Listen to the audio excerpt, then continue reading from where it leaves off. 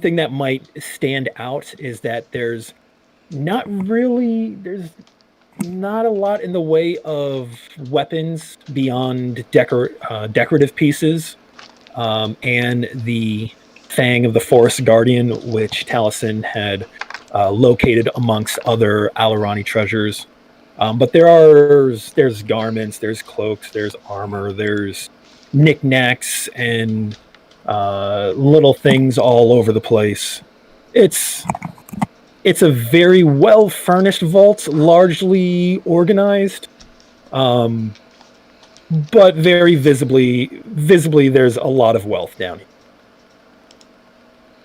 So we kind of pick up as everyone um, has just kind of entered the vault, kind of looked around, made sure everything was safe. Taliesin picks up the fang off of the wall, which is a long scimitar-like blade made out of a rough material that looks very much like bone, with a sharpened edge and a kind of a jagged guard over a hilt that appears wrapped in leather. And that's pretty much where we start. Alistair, I know this was discussed in chat at some point, but did you cast Arcane Lock yet? I have not yet cast Arcane Lock on the door. Okay, so the doors are closed, but currently unlocked, and you have your unconscious guards kind of dragged just inside the vault off to the side. Mm-hmm. Actually, let me double check something. Actually, at one point, I deducted a level 2 spell. I'm pretty sure you already cast it. Yeah, I have in my notes the little brass octopus. I didn't know if that was something that had been retconned out, but... Yeah, I think you casted it at the end of the play. Quick question. Who cast invisibility on Jaeger and Emmett?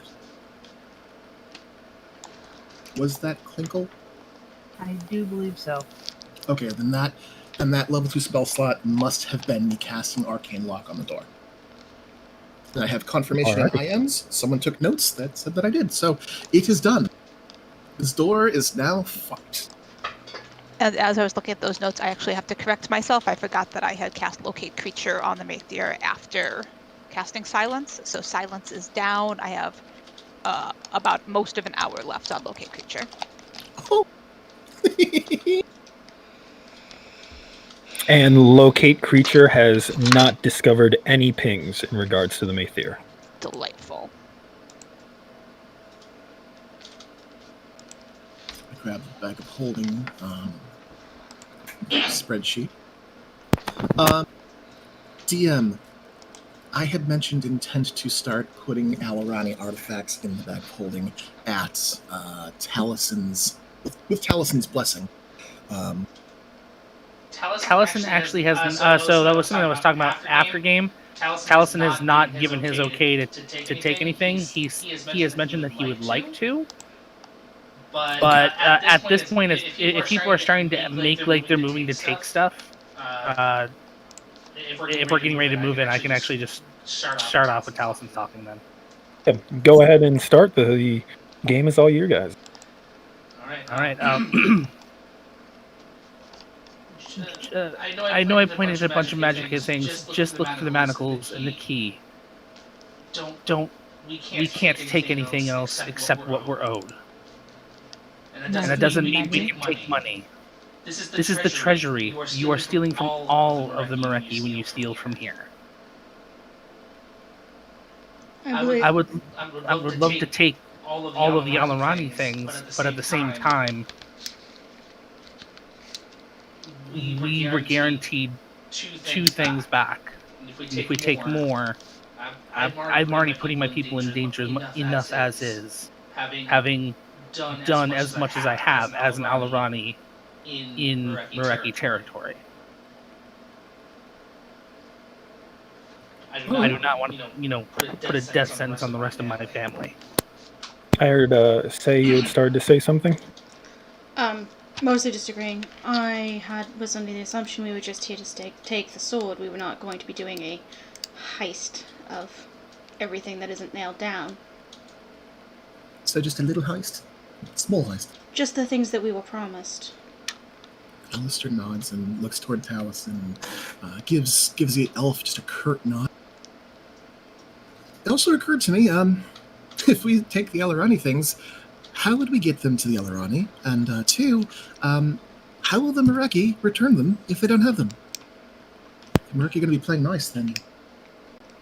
It might be a good idea, Alistair, if you can, to get a good inventory of what is here, so that the next year, when another treaty is drawn up, they can be included on the items to be repatriated. Certainly an idea. I will take a few moments and I will jot down just what is present in this pile of Alarani treasure. Unless you want me to look for the manacles instead. I think you're the only one that can look for the manacles there, Sam. I look at the. I had pointed out where a bunch of the magic items were, but I nod and I put the fang into my bag, or I holster the bag the fang onto my side, and then with detect magic still up, I'll move around and see if one of the items that are glowing is the manacles and the key.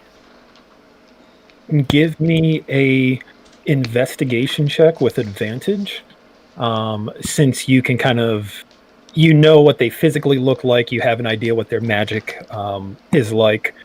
Alistair, you are cataloging the Alarani artifacts, correct? Yes. Out of curiosity, do you have your pictograph on you? I do have my picto box on me. I can just take a picture. That's even Is better. it all gathered? Is it all gathered in one place?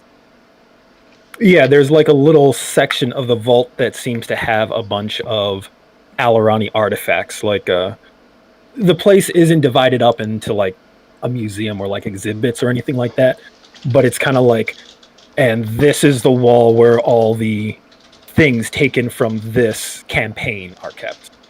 Oh, that's so shitty. Yeah, I look back toward my companions, look to Felix and then Plinkle, and then Kanan. Any of you got light? I could use some light over here. Kanani will And- cast, what? what is it? I forget what it is. Dancing lights. Yep. Alrighty. Kanani casts dancing lights to assist Alistair with his pictography. Taliesin, with advantage, you got a 4. Yes, I rolled a nat 1 and a 2, a nat 1 and a 3, and I have a +1 to investigation. Though I'm not entirely sure why I'm rolling. If I can specifically see the magic items with detect magic, and I can just go, oh, these aren't manacles, move on. It had to do. Let me double check the spell because you're seeing everything that's out on display.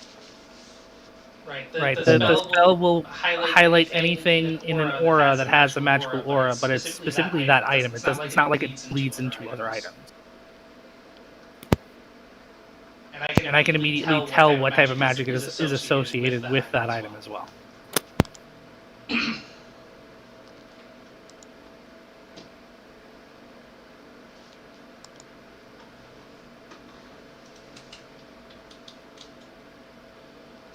Okay.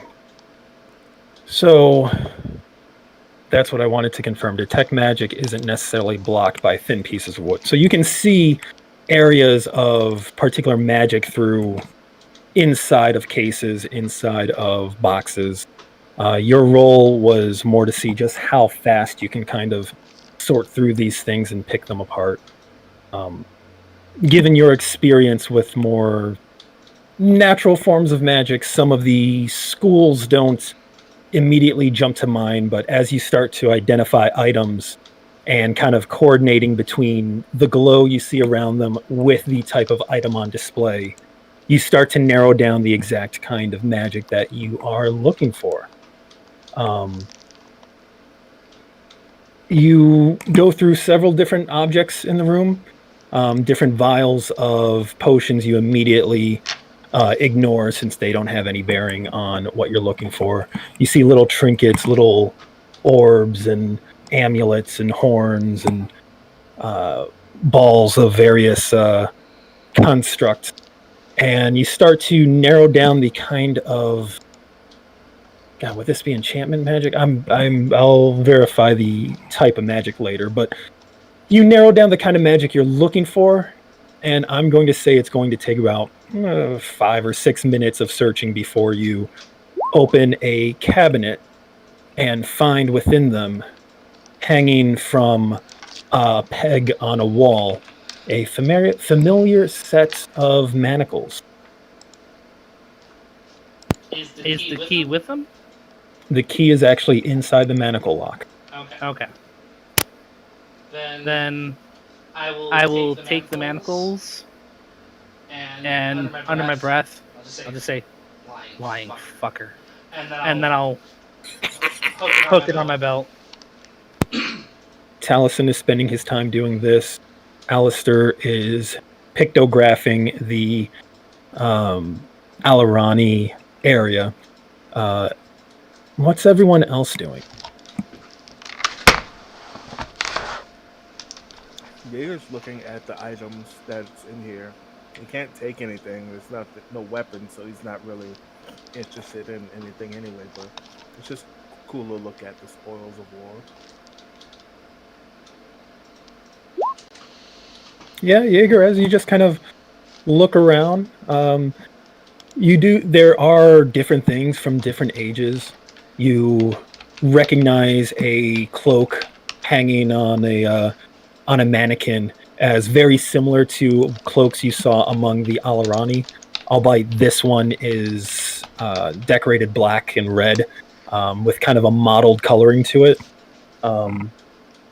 You see jewelry of different kinds, crowns and tiaras, and things that are a little too ostentatious for the Mareki to actually wear or demonstrate openly, but might conceivably be brought out in times of import when they're trying to impress visitors or some such thing. And you also find little odds and ends that seem just kind of strange. Like a little ball of what looked to be bands of metal. A little amulet that looks to be composed of numerous different gears kind of interlocking together. Just odds and ends that you wouldn't necessarily expect to find among the Mareki, which is probably why they're down here in the vault.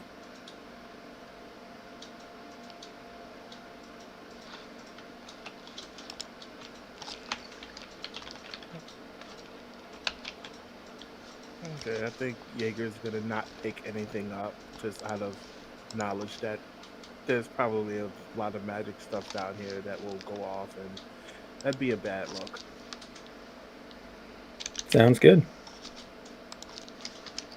Felix, what are you up to right now? Felix is just pretty much just hanging out, like is attentive to what everyone is doing, and if there seems to be an opportunity to help, or if someone seems to need an extra set of hands, they will jump in to be that person. But otherwise, is sort of their immediate work is done. They are looking for an opportunity for sort of the next thing that comes along that seems like that needs them. Sounds good. Clinkle, what are you doing this time? Looking everything over, like seeing if there's any maps or, well, you said it's mostly artwork on the walls. Mostly artwork. Are you looking for like full-size display maps or something that might be smaller in scroll cases and stuff like that? I'm looking like full size stuff because I don't think we're gonna be here long enough to really like pour over scrolls. So anything I can like memorize to maybe copy down later. Okay. I will say that you do find one map of Illyria, very kind of artistically rendered. The cities are not to scale, and they're kind of designed to resemble tiny cities on the map. Just looks like something that was put together as more of an art piece than a cartographer's representation of the country. And since you said there was art, I will like glance over some of that stuff too, because you never know who might want to buy medieval prints. Say, what are you up to during this time? Mostly just keeping an eye on, head on a swivel, keeping an eye on everyone, keeping an eye on the guards, keeping an ear out on the door. You check the guards, and they are knocked out.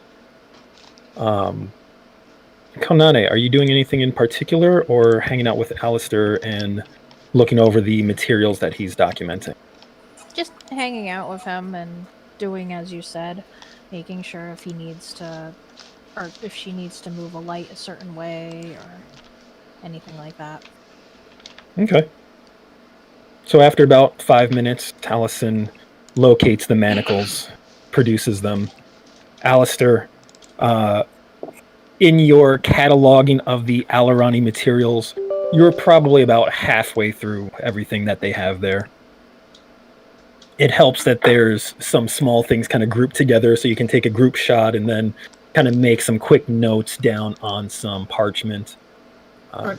How many charges am I gonna have to spend for this?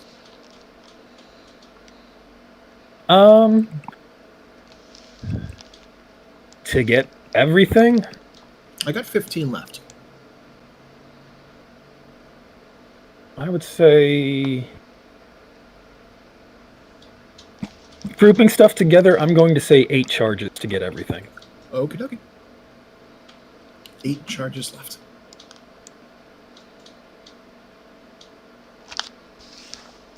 A quick note in the Picto album. And while I take these pictures, I would like to touch my earring and speak up. So, I know we're not supposed to take anything, right? But, let me just float this to the group. We could use a few things. I, for one, need a gold to use that lock spell, and Felix is in need of diamonds. Could we not leave the appropriate amount of gold behind and, maybe trade?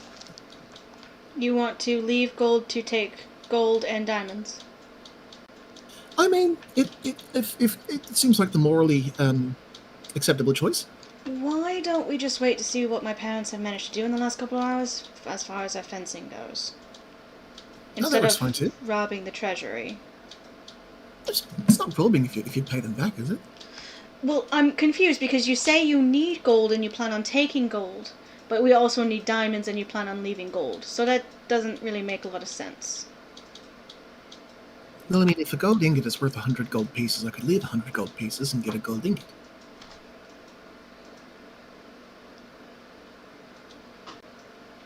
Let's not play Make funny reverse monies. change. Let's not play Yes, funny make money change. in the Illyrian vaults. All right, fair enough.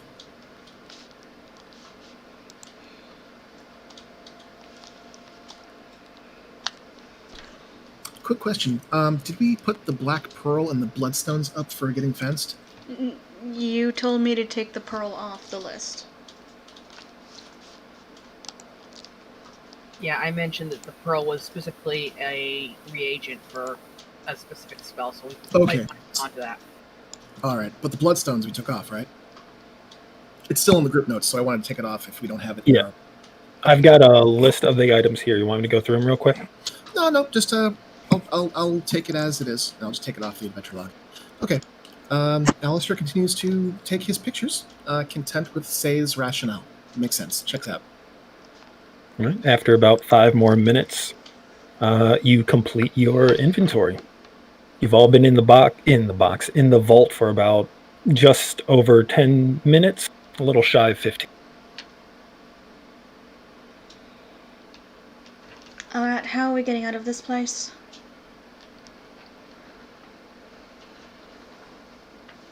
Y'all didn't have that in mind when we came in. Well, we're locked in until we can figure it out.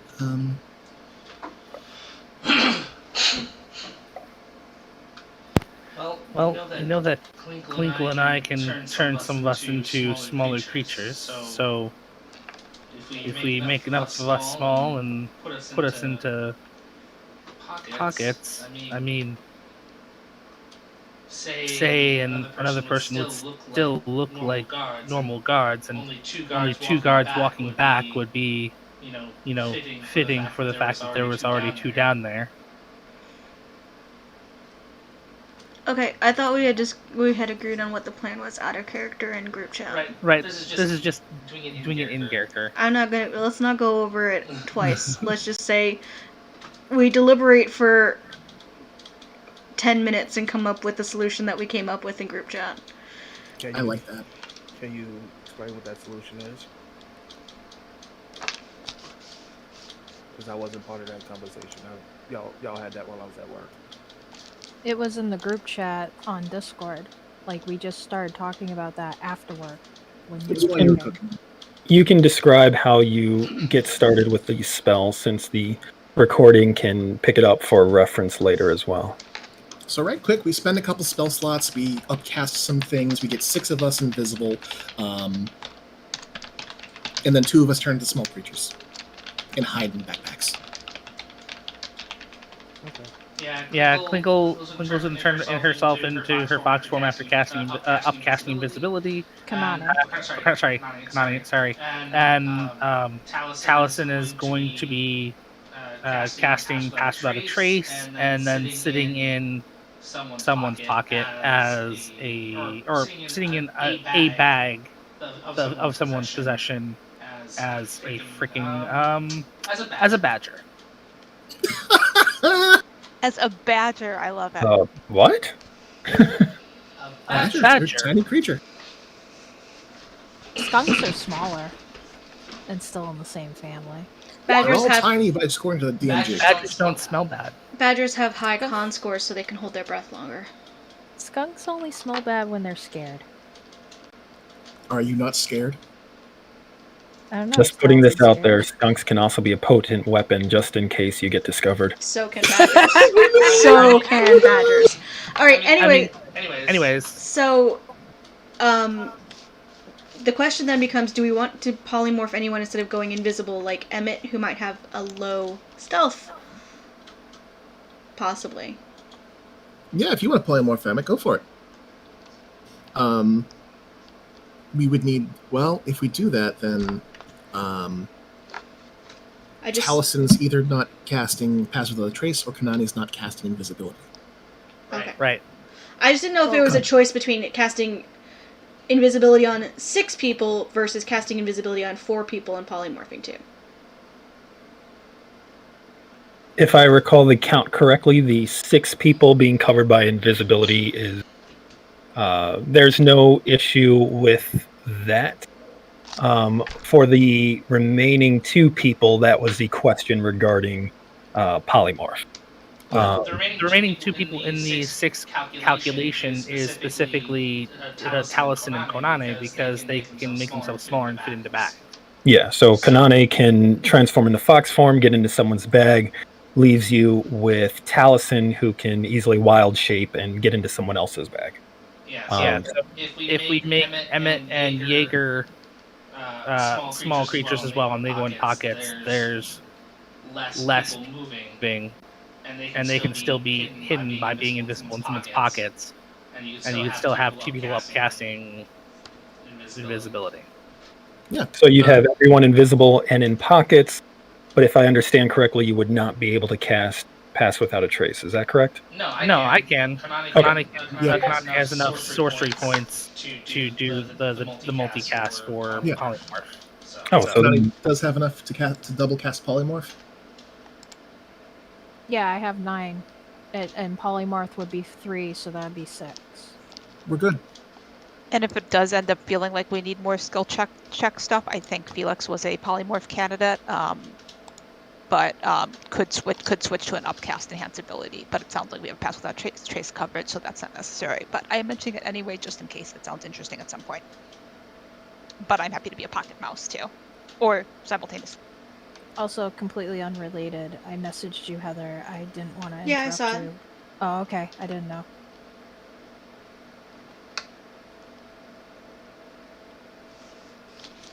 I'm on push to Alright. talk, so I don't know why it would be echoing, but Discord's being funky.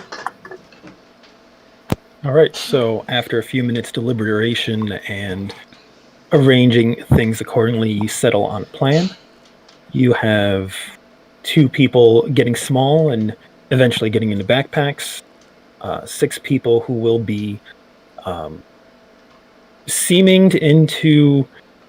seaming into guards and placed under invisibility, and Taliesin will be able to add on Pass Without Trace to make it further difficult for anyone to hear those still around. Correct? No, I thought we were doing. We're making 4 Emmett people. and Jaeger the biggest people into Okay. and they're going in pockets as well. All right, That sounds way, good. best possibility of stealth for the rest of the group. Sounds good. Alright, so polymorph, I'm twin spelling that? Yep. Alright. Mark off your spell slots accordingly. To get around navigation issues, it probably would be a good idea if you form like a little chain and hold on to one another's backpacks as invisibility is cast.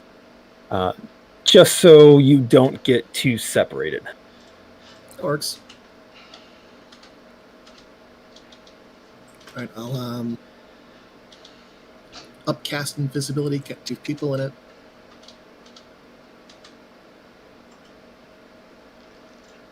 And doing the same.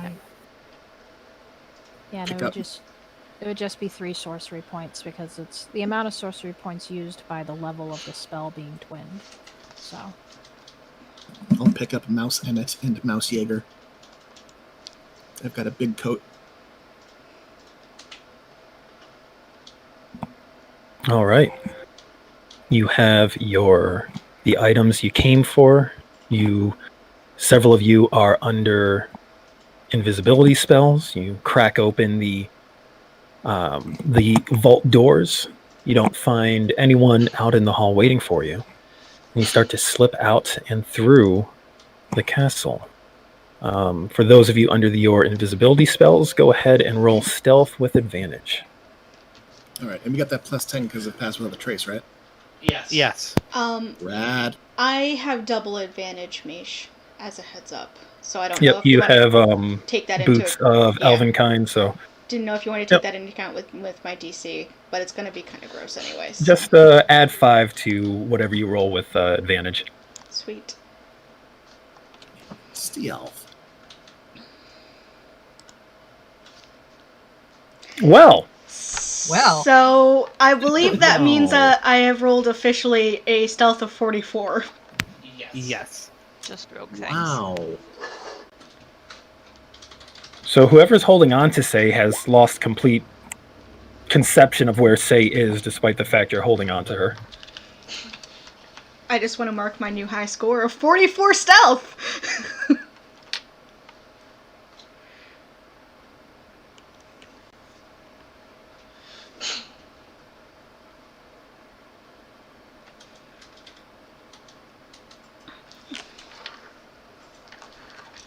I think Sorry, math. Okay. All right, Say, Alistair, Klinkle. With this plan, who else would be rolling stealth? Felix. Oh, I'm sorry. I thought it was a pocket mouse. 1 second. Nope. Emmett and Jaeger are pocket mice.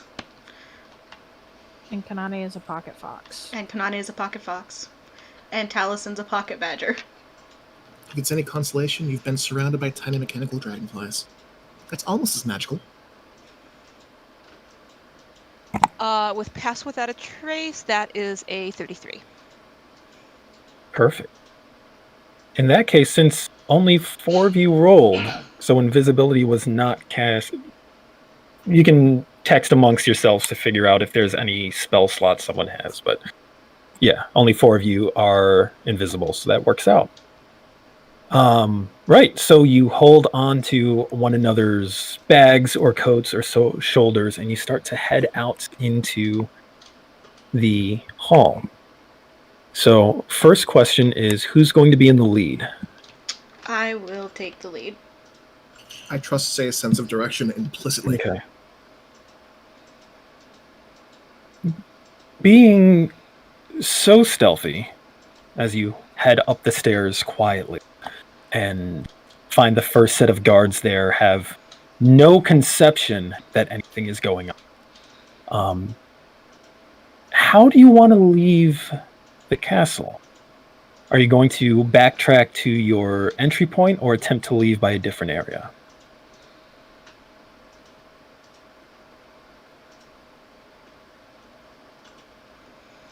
I have a question. Sure. Would Luthadal's rooms have a balcony?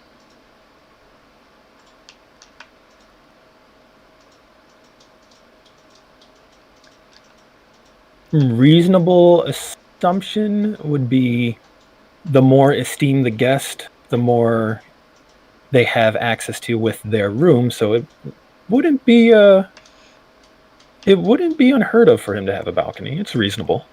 Okay. Do we have someone in the bag of holding right now? Someone? No. No. Okay.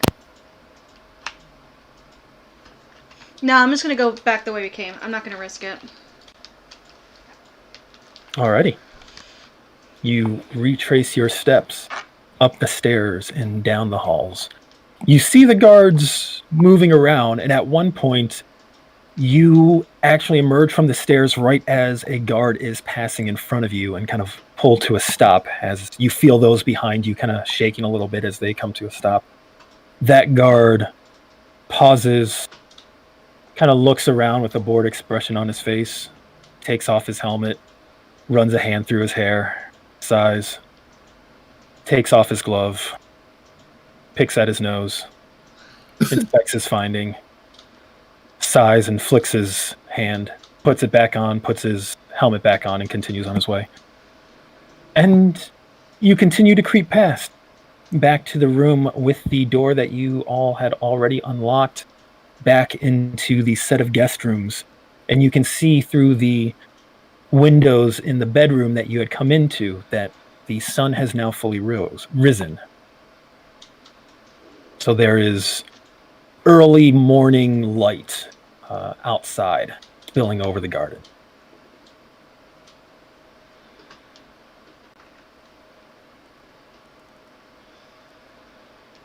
But you've made it back to the bedroom and the balcony that you entered from. So what's your next step? I'm gonna touch the earring and just point out, well, invisibility lasts for an hour. We could jump the garden again, featherfall, and then land in the paladin's quarters invisibly, and walk out invisibly, and get back into town potentially invisibly. Let's do it. That seems like the most expedient way. Okay. What? So Talos can tell this, but I think that Alistair would remember that the second that you cast a spell, the invisibility wears off. I gotta cast. Oh, you're right. Never mind then. We won't do that. No, we won't do that. Well, it'll just be Alistair falling. Considering the two people would that be have Featherfall are the ones that cast invisibility. Alistair and I do have enough spell slots to cast invisibility again on myself Let's. before landing. Can I peek? I would like to go. Give me just a moment. I'm gonna go out to the fucking balcony and maybe even up to the roof if needed to get a view on maybe clear-ish exits. Open but guarded exits. Is the main gate open?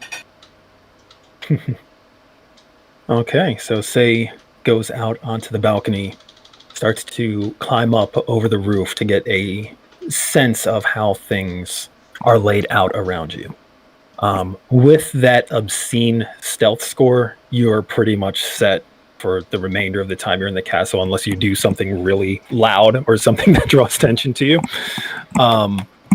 You see in the garden, I mean, it's only been less than an hour since you arrived here. So the guards in the garden are the same guards. They're following the same patterns of patrol in the garden.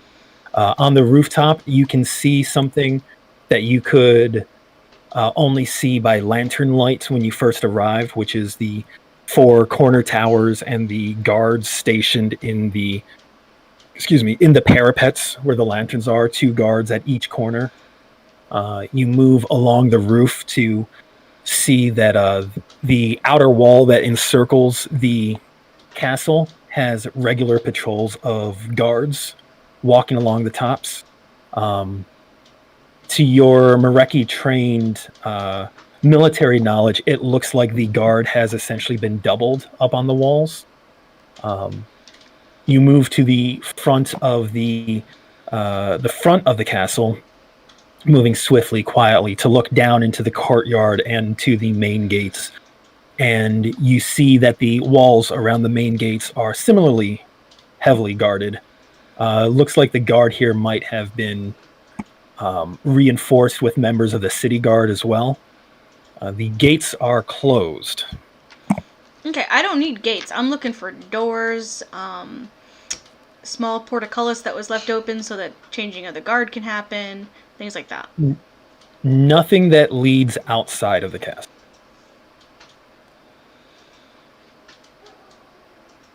Basically, with having just endured a siege of sorts and having the whole incident start when the torchbearers managed to slip in and act before anyone could lock the gates or lock the doors, the guards have taken a more serious approach to making sure the castle is locked down.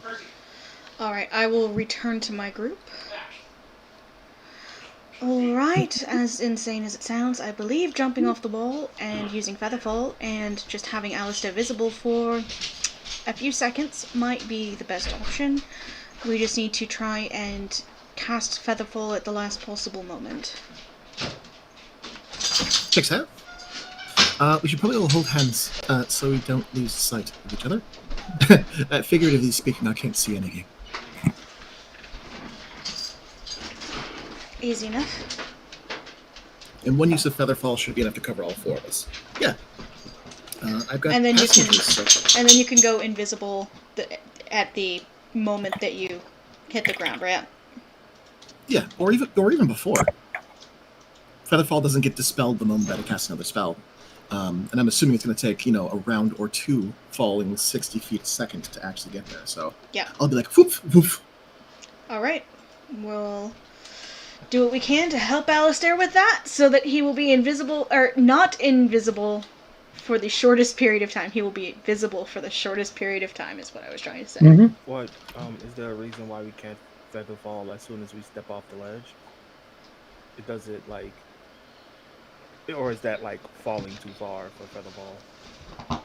It only lasts for a minute, so if it's more than 60 feet or so, or yeah, If it's more than 60 times 10. So if it's more than a 600-foot drop, yeah. Because you did this drop before, you know that as soon as you hit the halfway point, just to be on the safe side, once you hit the halfway point down the cliff, you could reasonably cast it and basically cast invisibility again, since you know that it's not concentration. You just break invisibility when you cast it, and then you can recast invisibility on yourself. And if you did that while you were falling, then you would essentially hit the ground invisible, which gives you that much more of an edge over the guards in the temple below. Right, and with Pass Without a Tree still up, so we can still be stealthy. Hopefully the paladins won't hear us landing on their roof this time. I'm down. I'm into it. Yeah. Alright, let's do that. Pass Alright. Without a Trace should still be up, so they probably won't hear us. Yep. Oh yeah, Oh, yeah. Pass Without We're gonna- Trace has an hour duration. Yeah. We're going to be past the harbor by the time we run out of resources. Not quite. It took to get to the harbors like 2 hours from the temple. We'll be out of the temple by the time we run out of You'll be resources. out of the temple by the time all of your times run Right. out. Out of the temple, preferably out of the upper district, but we'll see when we Yep. get there. So, quick question as you go to make your climb out. You are on a second floor balcony. Say has no issues just vertically walking down. Alistair, Felix, and Klinkle, is there any precautions or anything the three of you would like to do to make your way down to the garden? Are you just going to climb down, or is there anything in particular you'd like to do? Actually, I have a question. I have Sure. a 7 in athletics. Can I maybe not piggyback ride them, but like help them down in a controlled fall? Bridal carry as you walk In- down. Basically that. Maybe more piggyback than even that, but Oh. some sort of situation where I can carry them down. I think that is a very interesting idea. I think that would work. However, you are all invisible. You could certainly try, but it might not work out just because you would not be able to tell if someone's balance is off or if they're reaching for a wrong place or anything like that. But It'll be awkward. yeah. But if someone wants to, like, if you're standing on the wall and someone is like using you as a platform or a seat, then you can do an athletics check. I'll let them do an athletics check with advantage to for you to help them down. Okay. I will leave that up to you guys whether that or if you want to risk a rope. I just feel like risking a rope would be a terrible plan. Athletics is my dump stat. Same. It's our mutual dump stat. What a All right, crazy can I just use my 7 and carry these bitches down the wall? You have like 3 casters invisible with you. I know. And they all need Can to I climb. can I carry these bitches down the wall? I'm little or skinny at least. Yeah. It might take a little bit longer, but I've got a decent strength score and I'm trained in athletics, so I would like to Firemen be carry everybody. I would like Throw to be somebody over yeah. your shoulder and climb down and put them down and say stand right there and then go back up and Yes. I will be the swole rogue. I'm going to say that the difference between doing this visible and doing this invisible is that if they were visible, then you would be able to roll your athletics check for them. Because they're invisible, they're just going to get advantage on their check. So we're rolling athletics. Athletics, yep. Even though I'm carrying them down. Again, you can't really see if they're leaning too far one way or the other, and they can't see exactly where you are. You're giving them as much help as possible. I mean, Okay. I suggested literally she toss somebody over her shoulder and carry them down like a limp sack of potatoes, but Yeah. It's that or chance a rope. What do you guys think? Let's do that. I mean, Chance there's one in the pool. There's so one in the probably pool. We're not, probably We got not pass without a both gonna trace. bip it. And we'll definitely try to time it for when the patrols are not on this side of the building. Definitely. Say you already know the patrol pattern out there, so timing it properly and kind of like tapping the next person to go isn't going to be a problem. As long as nobody drops Kanane, everything will be fine. Yep, we'll carry them down, I guess, and they will roll athletics checks to hold on to me. With advantage? Am I With remembering advantage, that? Is yeah. that right? Fabulous. Okay. I'm going to pull Felix aside and all right, so when you hold on to her, just make sure that you reach your arms around and cup your hands together to hold on tightly. And I'm using enlightened self-interest to give you a d6. I mean, I've had piggyback rides, so I super appreciate it. But I think I got this, and I pat the air out near where Alistair's voice is coming from, trying to give him a pat on the shoulder. Whether or not I make You contact. hit him in the face. Yeah, maybe. Yeah. You get his face. And I'm sorry. What was that? What was that? D6. D6. Thank you. You just get a face pat, Alistair, just full palm on your cheek and nose and eye. I'm helping. Like gently, but yeah. Alright, I'll hoist the first one up. It looks like it's gonna be Felix, and carry them down, and they'll roll their athletics check to stay on. Cool.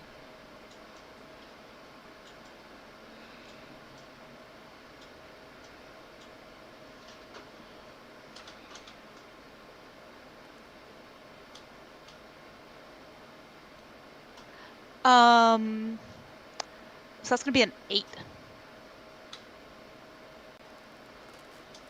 With a d6? The d6 was a 1. Oh no!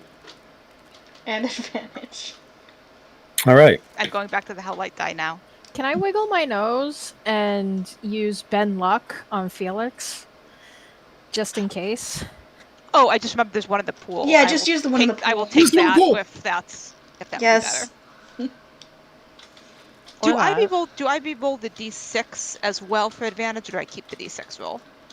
You keep the d6 roll. Konani, that nose wiggle may still come in handy. Yeah, I'm gonna do Ben Luck, and I'm gonna add an extra d4 to that. So let me roll that and hope it's high. You get an extra 3. Cool. That becomes a 16. 16? Yeah. It's the awkwardness comes in the fact that Felix and Say's the gravitational pull on both of them is in two distinctly different directions. Say is being pulled towards the wall because the magic of her cloak, and Felix is being pulled towards the ground. So it's kind of an awkward carry, but Say, you manage to move swiftly to the ground and get Felix deposited at the base of the wall. And you manage to make it back up. And you figure you have time to get all three of your companions down for the next guard rotation passes by. As she sets me down, I do say very quietly, tell Alistair he was right. Alrighty. I'll dart back up. Alistair, you're next, and apparently you were right. I tend to be. I appreciate that. I'm gonna muckle on a Say. And advantage on athletics. Whew. 13's not bad. One more roll. 19's a lot better, so that's a 17. 17. More or less the same thing. Say's able to swiftly bring you down to the ground. It's a little awkward for you, but you manage to stay as still as possible to make sure that she doesn't lose her balance. And she deposits you at the base of the wall. And you get the understanding that Alistair does not know how to hold onto a person, Oh, buddy. but he's holding on. I'm just gonna head back up. My hair is gonna be. My hair is Put gonna my legs. a mess after this. It's just gonna be. It's gonna be half escaped. Do I observe personal space, or? All right, back up for Klinkle. All right, Klinkle, you are up. Let's see what roll 20 gives me. Nice.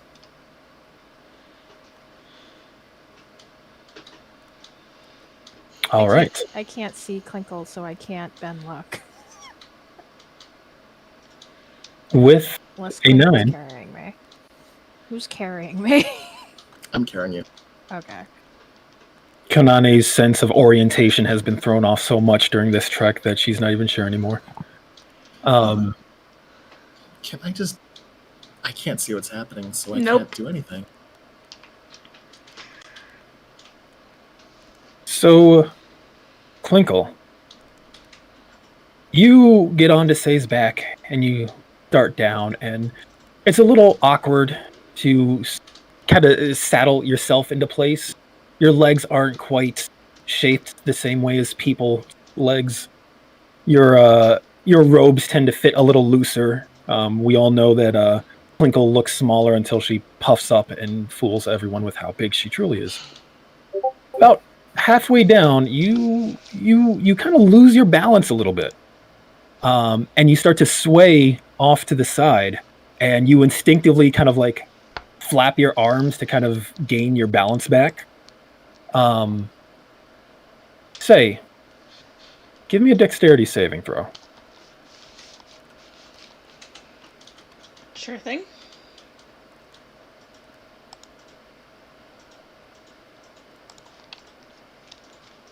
As I'm thinking in my head, flapping's a terrible thing to do. Why am I flapping? This doesn't work. Oh, very, very old ingrained instincts. All right, Was that say supposed to you be a check or a save? save. Oh, hold on.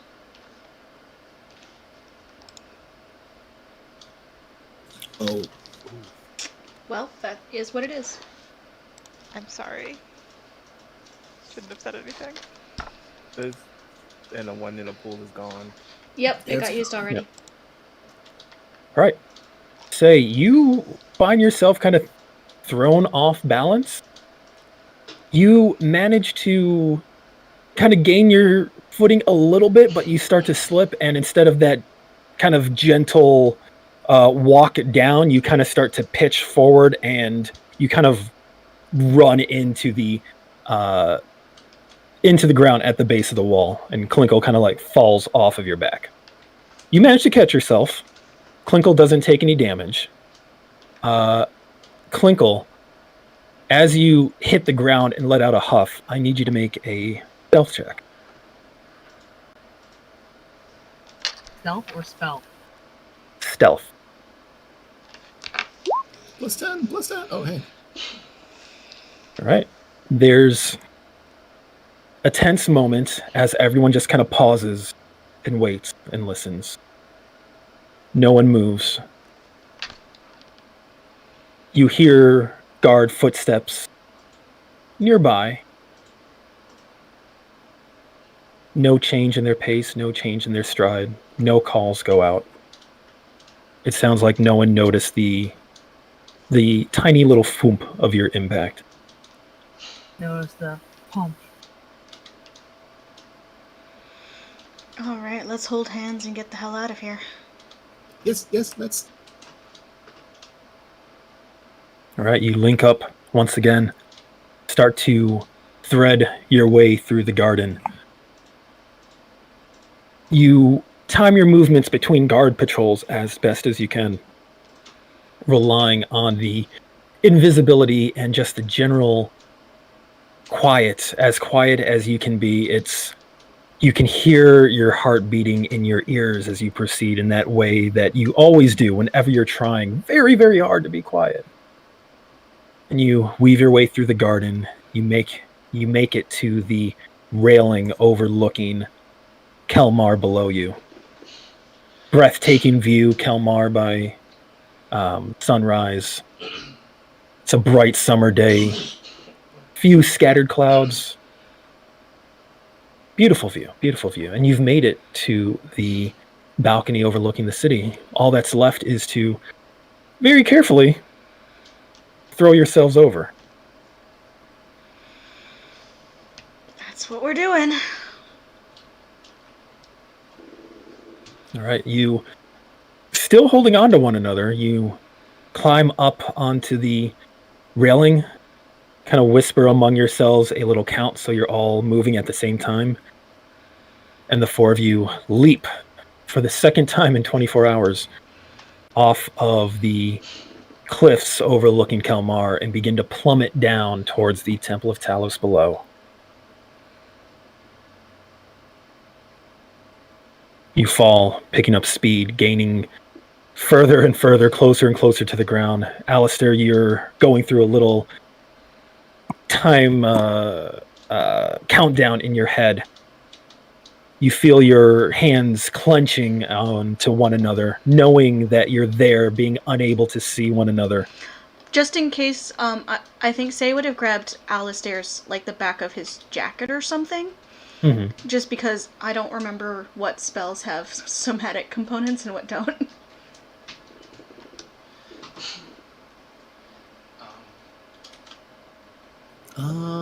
Sorry, I had a sneeze that decided not to come. It's just verbal. Oh, okay. In that case, we can hold hands. It was more of a matter of, I don't want to be holding your hand and then we find out you can't cast because... I gotcha. No, makes sense to me. Yeah. After the halfway point, I'm gonna call out. All right, swarm, do your thing. Summon the swarm of dragonflies. Casting Featherfall through these little tiny mechanical, dragon-shaped brass things.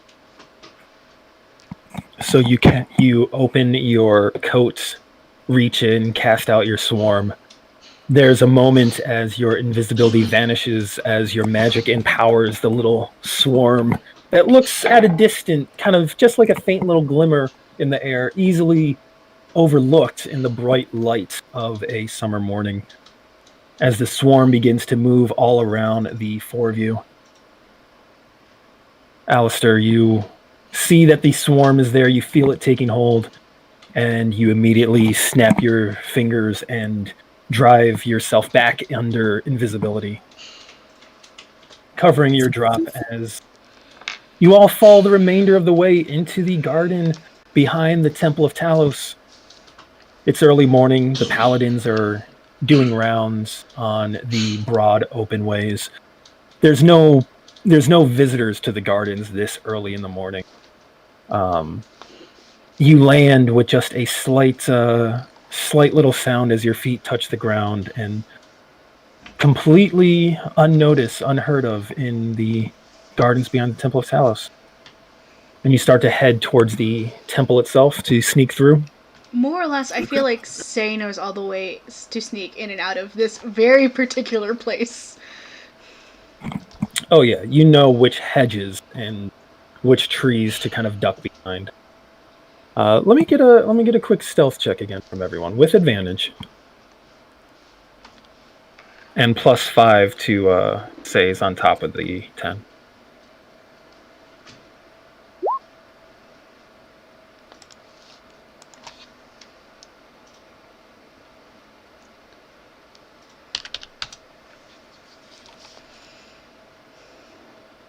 Yeah, this isn't a problem.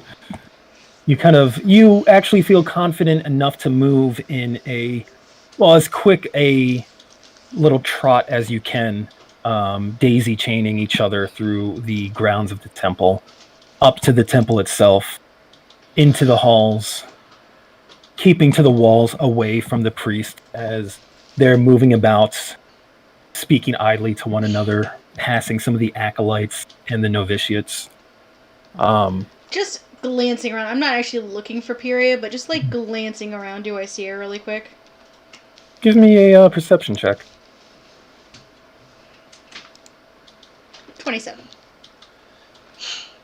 You see her in the distance down inside of the temple into one of the into the area where they hold their masses. You can see that she's actually working with some other acolytes, just kind of polishing and dusting a few things, getting ready to help get the temple started for the day. The main doors to the temple are actually closed, not locked. But when you're ready to, unless do you want to do anything with Pyria or make your way out? No, it's tempting, but I feel like this has already been a fairly clean getaway. I'm not going to dirty it up for a prank, which is new for Say. So, the only thing that you really have to interact with is just opening the doors, but you're very quiet, you're very quick,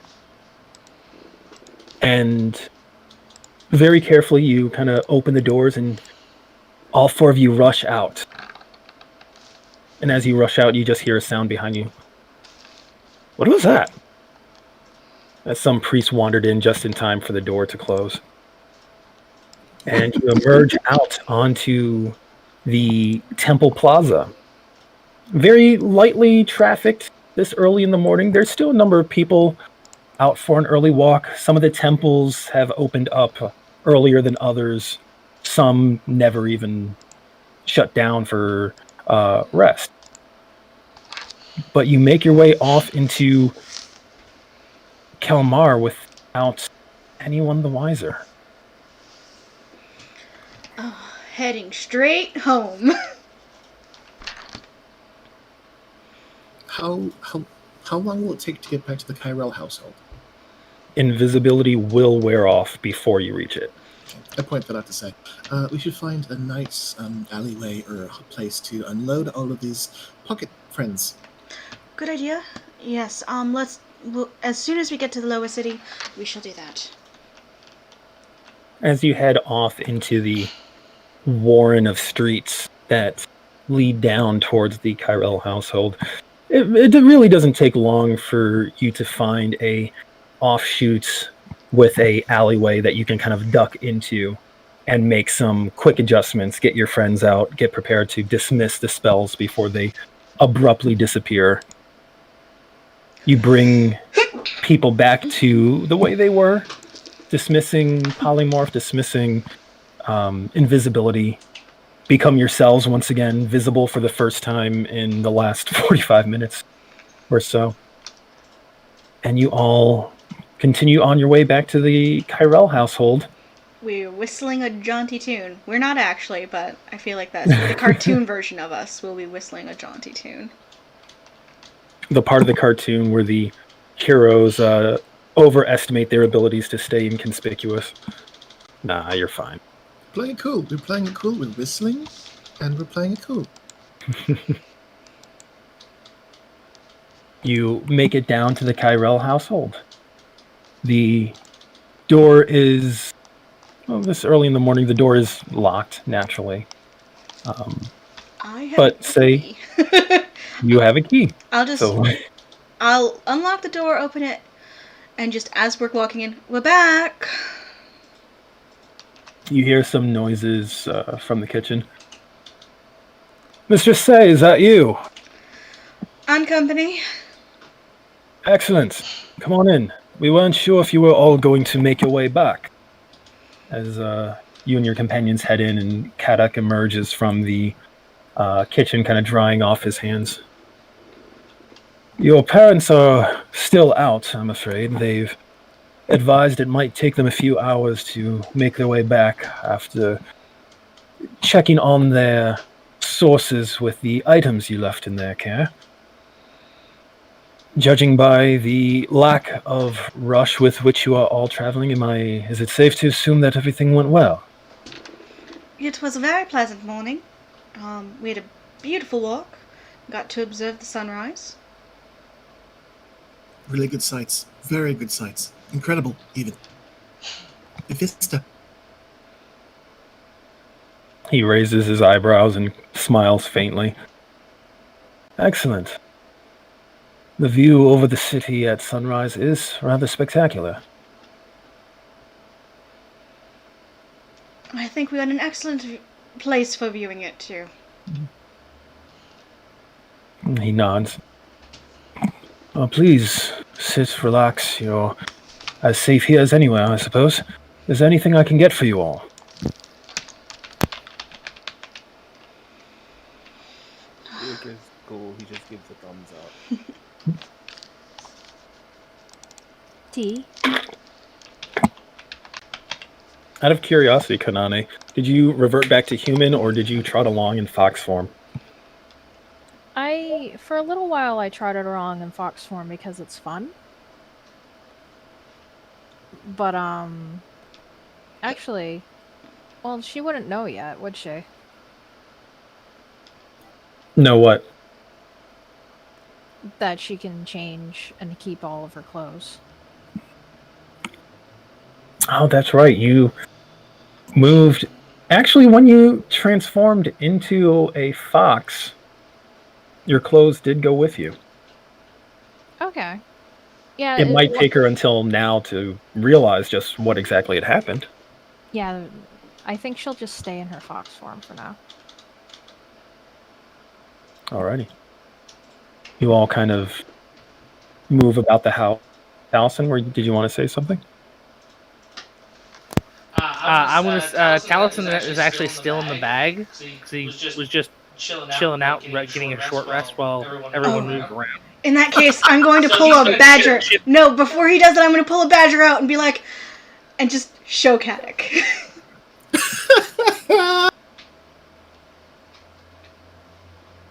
I thought he was a raccoon. Oh, this is someone else. I raise my right hand, my right paw, and I make it bounce up and down like a wave. Kadak frowns. Studies the badger, and then arches an eyebrow at you. Waiting. Not with disapproval, just Just with waiting. so used to this bullshit, it's not even shocking anymore. I'll put Taliesin on the ground so he can transform back, and I'm not holding him under his armpits. Once my feet hit the ground, I'll shift back into my normal form, dust off my arms, and look back at everyone. Okay, so I can blast out of here and try and find if the Stormrunner's in port or not.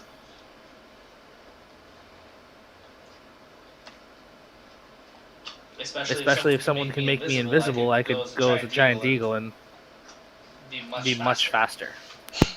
I'm a bit tapped out. I like that Kadak is just like this normal shit. Snap a finger and point to Taliesin. Could go as a seagull. No one will know the wiser. That might be a wise idea. Though I still have 3 uses of normal invisibility.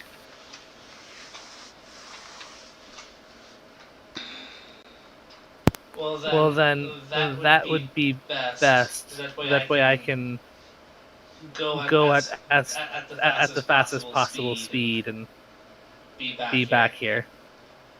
It might take hours to get around anywhere in this city by foot, but as the bird flies, it is no distance at all.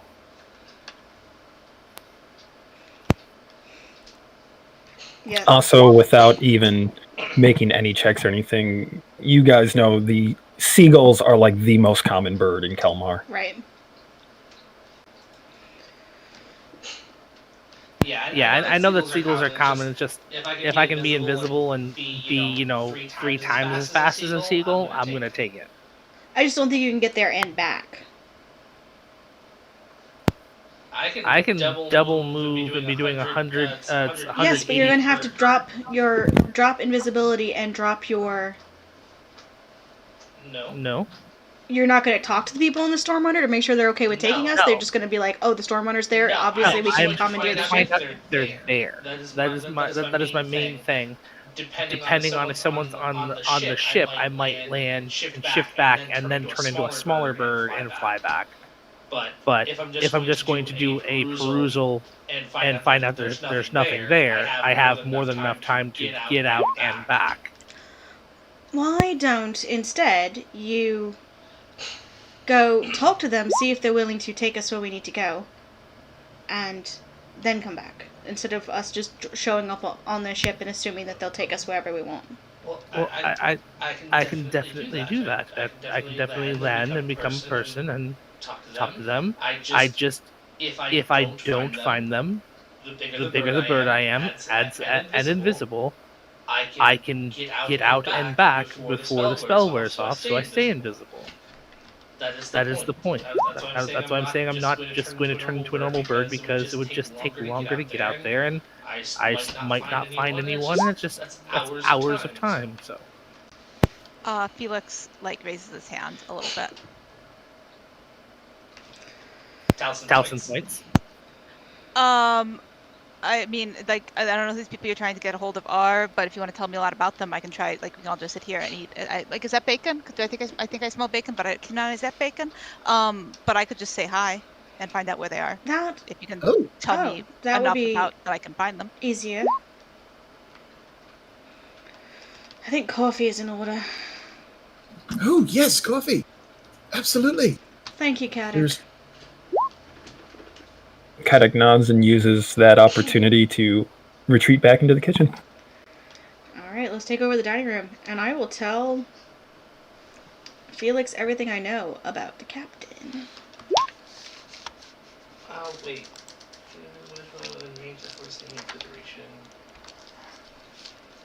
That will make it there in time. Sending? I thought she'd put up.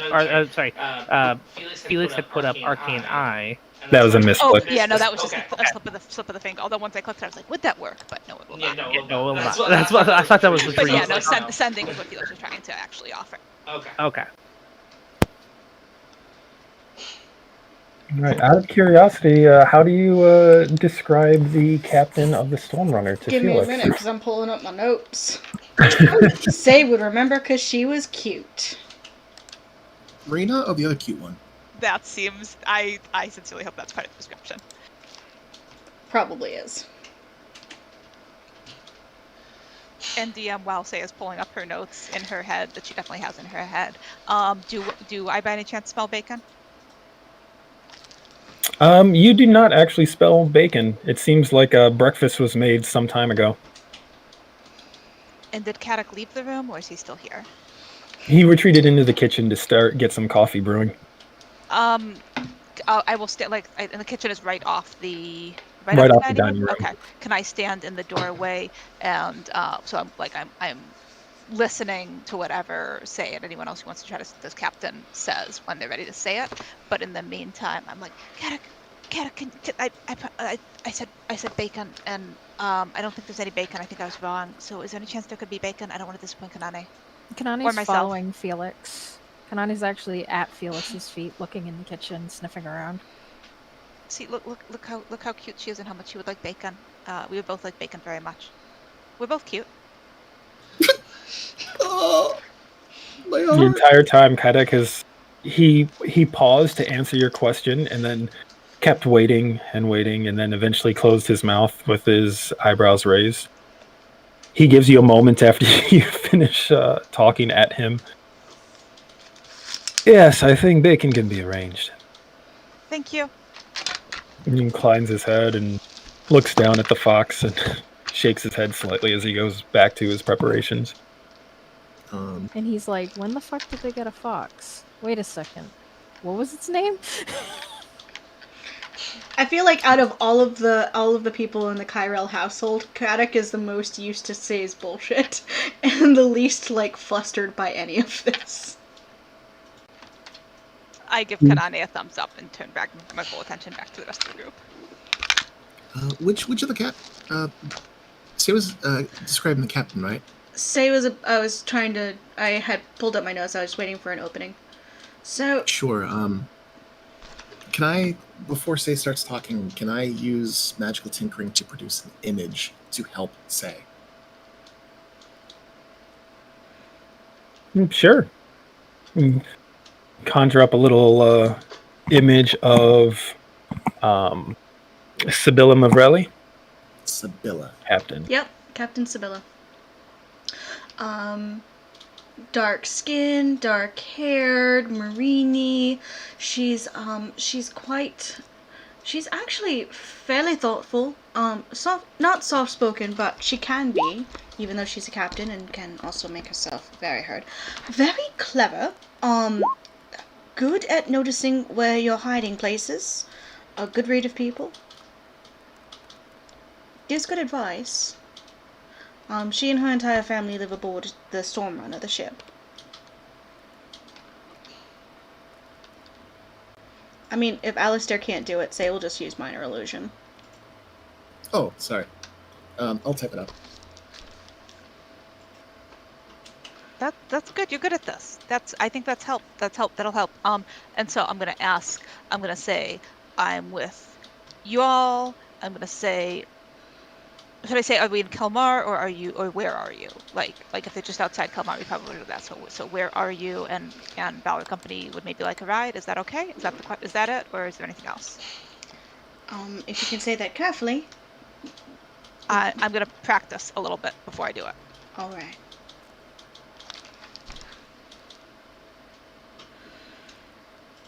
And Felix will pull out his journal and flip to a page with only some flower and nature drawings and forest and goat drawings on it, and we'll spend a few minutes composing a message in the margin.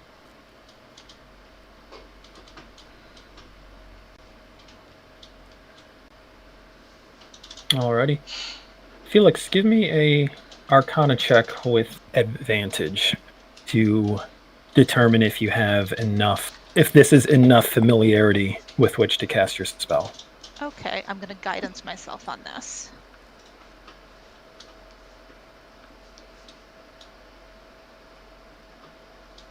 Oh, I'm also, because I never remember to do this, I'm going to use my channel divinity to also give myself proficiency on this. Nice. That's so cool.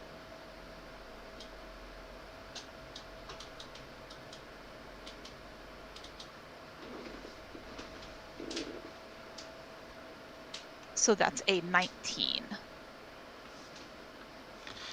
Okay, with a 19, you feel fairly confident that this is enough. All right, it'll take me a second or two to get this into 25 words. So I defer to anybody. We'll post in the chat box when I got something.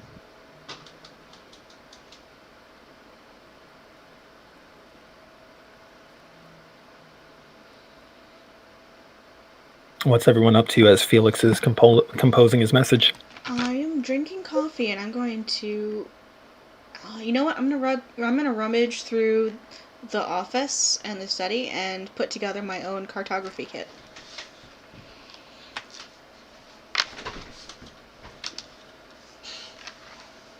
Coffee seems fine, but otherwise, Jaeger's chilling. Just waiting. Because now that I have proficiency with cartographer's tools and have had quote-unquote proficiencies with cartographer's tools, I just need to put together a kit so I can better make maps. Alrighty, yeah, you've got enough bits and pieces together to compile your own cartography kit, especially with some loose items you can acquire from around the house. And after that, I will sit down and start working on a map of Samara with all of the locations that we know Ruin is kind of marked out. I'm gonna just hang in the dining room and drink coffee and watch Felix puzzle over words. Okay, Felix is ready.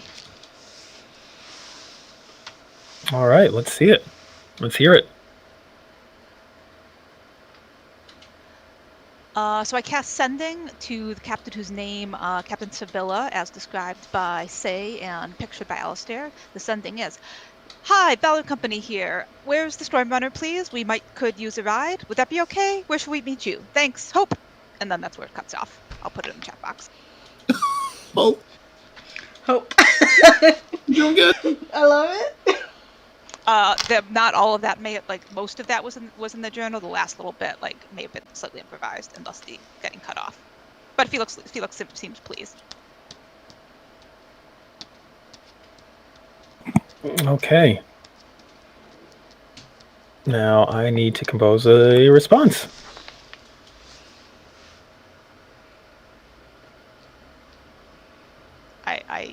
After I finish. So the message would cut off and hope Felix would say the "hope to see you soon." Hope to see you soon, and then look around the room to see if they did a good job. Alistair's counting on his fingers and just kind of grimaces. I mean, I got the important stuff right. I just there was some extras, and that's why I kept going. But the important bits were in there, I think, right? Important things were definitely there. I have a question for the DM. Stormrunner has an Arcanist on board. What are the chances that they know how to respond to this? I mean, everybody knows. Somebody just starts talking to you. It's polite to talk back. What's there to know? Felix says. It is a fairly common arcane spell. Actually, you tell me, Alistair, is Sending on your spell list? Ooh, let me see, was it a level 2 spell? 3. Level 3 spell? Oh no. No, Bard, Cleric, Wizard. Well, artificers go off of wizard spells. It's not. I don't know if his subclass has it.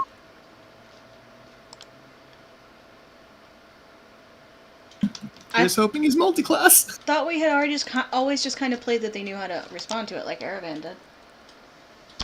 Well, yeah, but Crypt Keeper did not know how to respond. He went over the words, over the limit. I mean, who among us?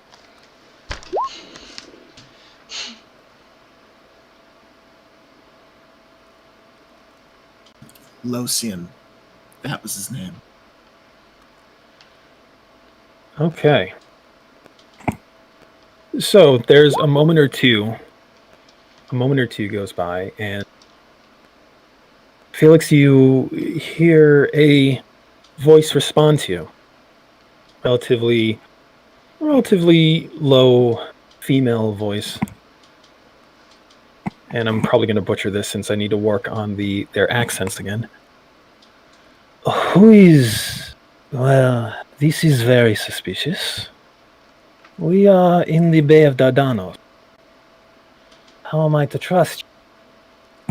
Things are not as clear... Can you spell Bay of Dardano? D-A-R... Fabulous, thank you.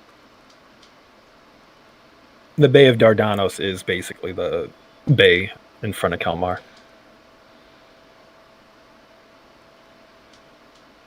And can I tell whether she was telling? I mean, clearly she thinks this is sketchy AF, which fair. Do I have a sense of whether she was that pause? We are in the bay. Whether she was telling the truth about where they are, or whether she was pausing to make up a lie. Give me an insight check with disadvantage.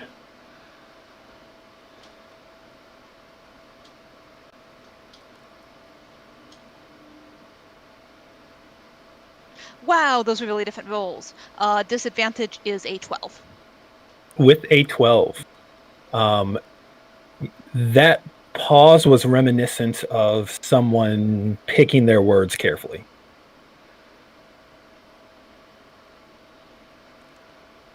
Then addressing the group as a whole, from the door frame where I am on Bacon Watch. So I don't I think she thought that was kind of weird. Like she said it was suspicious. Not, I mean, she didn't call me suspicious. She said this is suspicious, which I mean, it seems normal to me, but I guess people have different experiences, so that's okay. It says they're in the Bay of Dardanos. Does that mean that's right over there? Is that right? Dardanos is the bay, yes, here in Kalmar. Yeah, so not totally clear on she was definitely thinking about that part, not clear on whether they're actually there or whether they're somewhere else, or whether they're somewhere there, but she felt like she shouldn't say it to a random voice in her head. I can either try again if you want to give me something to be more convincing, or why don't you just go and meet up or that. If you wouldn't mind. No, I was willing to go in the first place. But in order to easily make sure I find the right boat, I will need to be able to move as fast as possible, because my locate object for the Stone Runner only lasts for an hour or so. Lots of ships out there. I look over at Klinkle. You said you'd be able to make me invisible? Can do. All right. I look over at Caddick, grab a coffee, take a big swig, and smile. Going to need to use your garden. I'll try not to damage it. And I walk out back, and I get ready for Klinkle to cast invisibility. And once, just before I hold my hand up to say, okay, I'm casting my spell. I cast locate object, and I focus on specifically the Storm Runner as the object I'm looking for, and then I will shift into a giant eagle so that I can be turned invisible. You're invisible.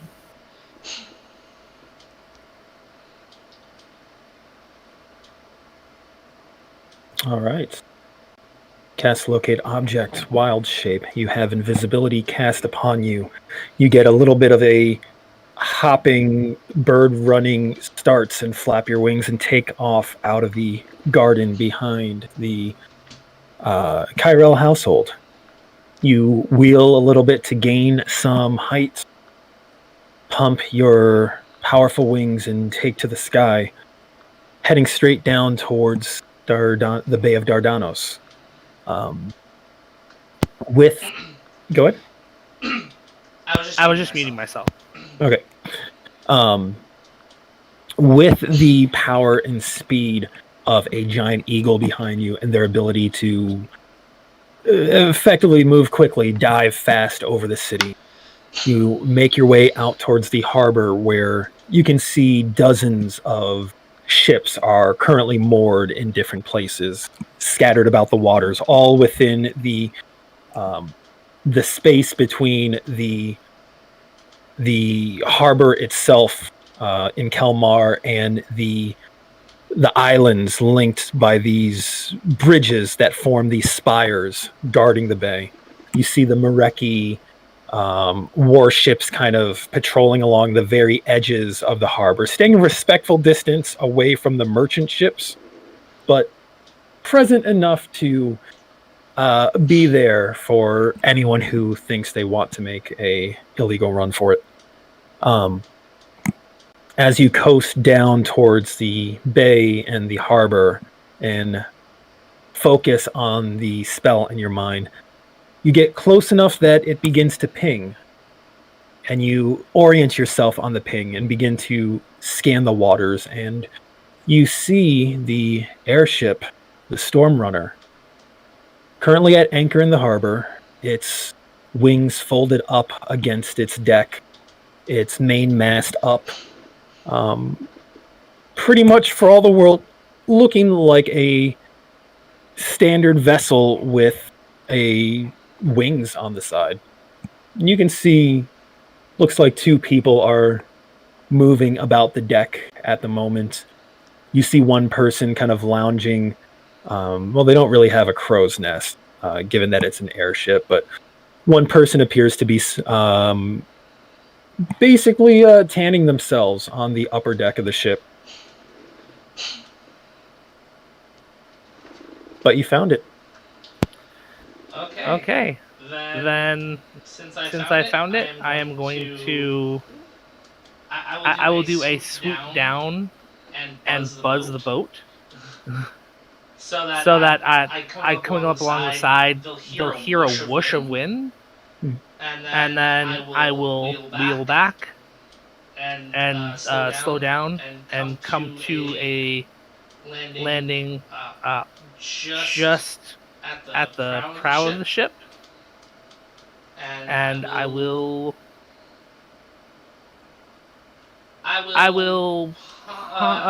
shift back to elf form, and I will punch the railing as an attack. Hold on. I should just make a dex roll for this really quickly. So 19. Just druid craft them a rose. It might go better than attacking the ship. Nope, he punched the prow. I'm sticking with it. It's the handrail at the prow. So that it's just sound to make it clear that I am there, and I am like far enough away from people so that I'm not like a creeper. I mean, you just landed on their ship invisibly. That paints a certain picture from the get-go. Oh, I know. But at least so you're just hitting the deck to like make a sound, or hard enough to break invisibility? It's making any attack. So it is literally I'm going to knock, but I'm trying to break invisibility. So it's like I'm not strong enough to break anything, but I can at least. You can knock without breaking invisibility. Like for that particular thing on invisibility, I'm going to say an attack is when you intend on dealing damage. But for like minor sounds, knocking, stuff like that, you can do that without then ability. So then fine, I will use my druid craft ability to make at least centered on myself. I'll have the Alarani garden effects that I normally have up for my Alarani friends. So the glowing lights from underneath, like a canopy, and then smells and like the feeling of a light breeze, but no one's close enough to feel it. They can just see like the glowy bits above my head. Okay. So when you buzz the ship, there's not a whole lot of attention being drawn, just because they're out in the bay. The ship is rocking slightly. There's a breeze. They don't notice anything at first. You land on the prow, and you can see that there are two figures moving about the main deck. It seems like they're just doing chores, checking things, buffing out little scratches. Kind of these are tasks that sailors do when they're well and truly bored, and there's nothing substantial to do on the ship. You can see the two that are moving about. One is a Marini male with short black hair and amber eyes and a very loose, kind of blue, airy tunic, moving about, and he seems to be chatting in Elvish with a younger girl. Another Marini female with shoulder-length black hair and a braid kind of pulled back, and it seems like they're kind of arguing lightly in a very familial way. And then you break invisibility with your use of prestidigitation, darkening the air around you to create that canopy effect, since usually when you create the effect, it's looking up at the stars or looking up through the light through the canopy, and that requires a certain amount of darkness. So it looks like the air around you grows dark and sparkly as you emerge. And both Florin and Nasia both react with a yelp as you suddenly appear out of nowhere, and they both kind of stagger back in alarm.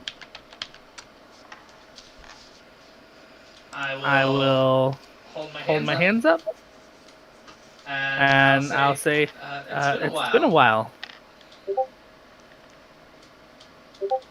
They both just stare at you for a moment, and Florin recovers quickly with a brief expression of annoyance on his face as he kind of walks towards you, motioning with his hand.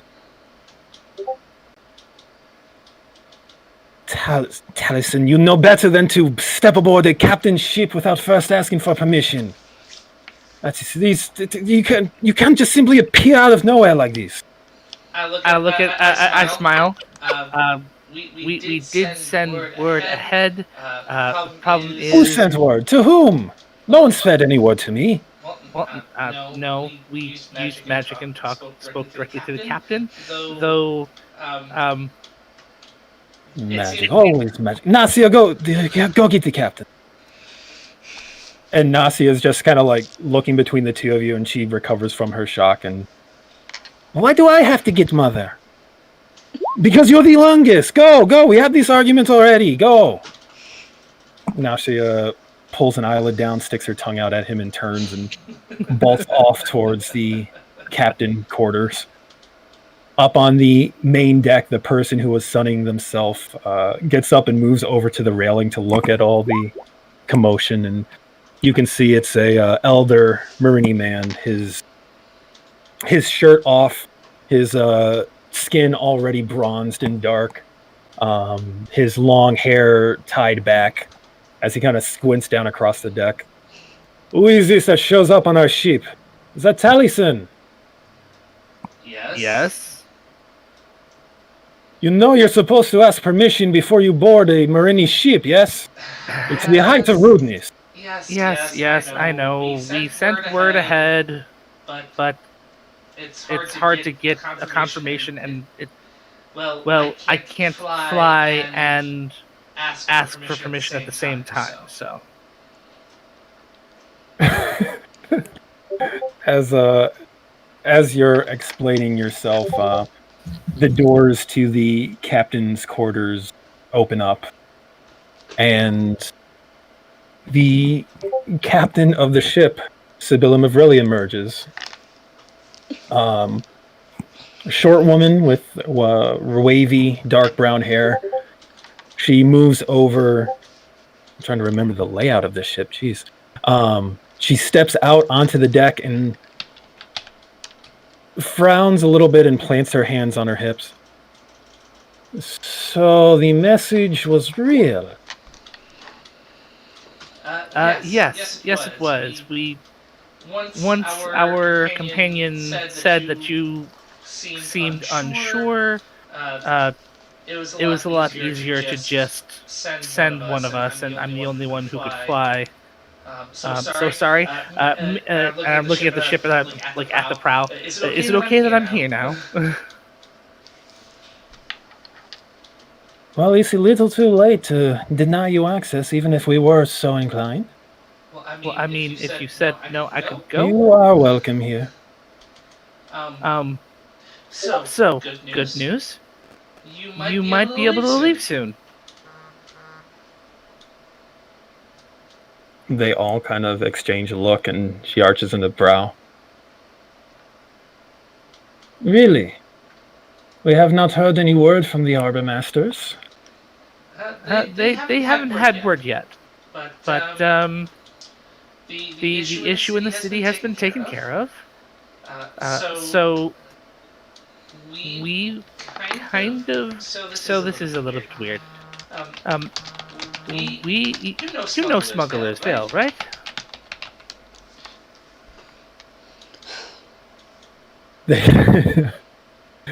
You ask that question, and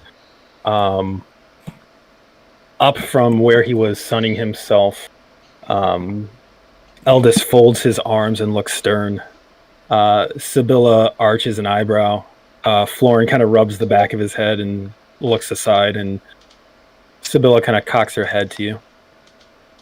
That is a very loaded question to ask a sailor, my friend. But yes, we are familiar with Smuggler's Veil. So you remember how we had to fight off those things that were attacking your ship? I'm very much aware, yes. Okay, so we think that they are centered there. We just need a way out of Kelmar. I don't know if we might try and ask for your help getting to Smuggler's Veil in a hole, but we definitely need to get out of Kelmar as soon as possible. And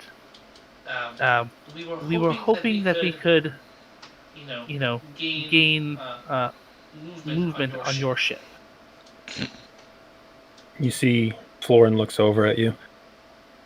Get out of Kelmar? You mean you cannot simply... And he makes a vague kind of poofing gesture and then walking with his hand and ta-das you on front of his prow. You did just appear out of nowhere. I was a giant eagle that was made invisible. So if we do that again, it is very tiring after a while, especially when going as fast as you can. But leaving Kelmar is a lot more difficult currently, since part of the shenanigans involved using the same things we would use to leave to distract people. So it would not be a good idea for a large, array of owls to suddenly appear and try flying out of Kelmar. Sibylla looks kind of puzzled. Wouldn't you be able to outrun any threats that saw such a thing? Outfly, rather? I don't know how many arrows I can outrun, and I don't know if I can outrun the ballistas on those warships, as I point out to some of the patrolling ships off to the side.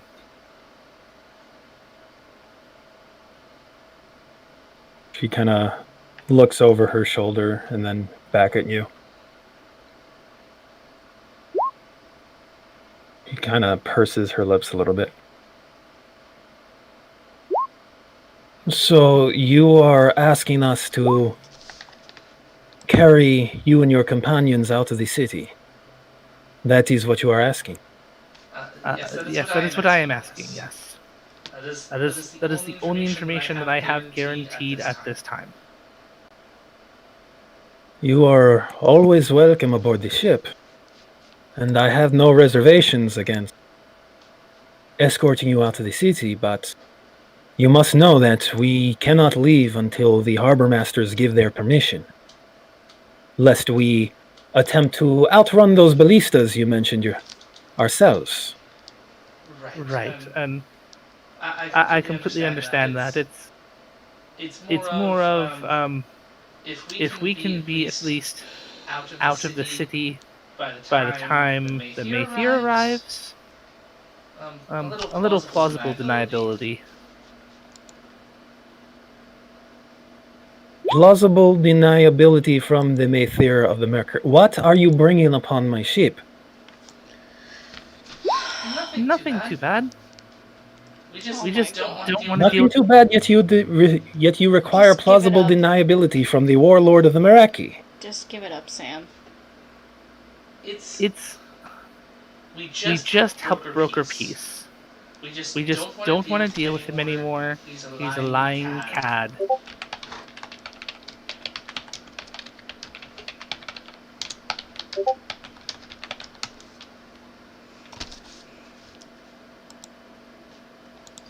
You see she's kind of squinting her eyes at you. Taliesin, I need you to make a persuasion check.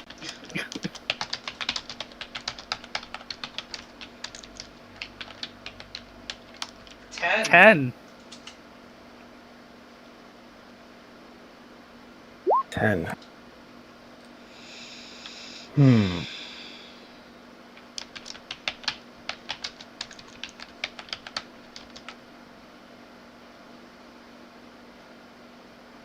You can see Sibylla considers this.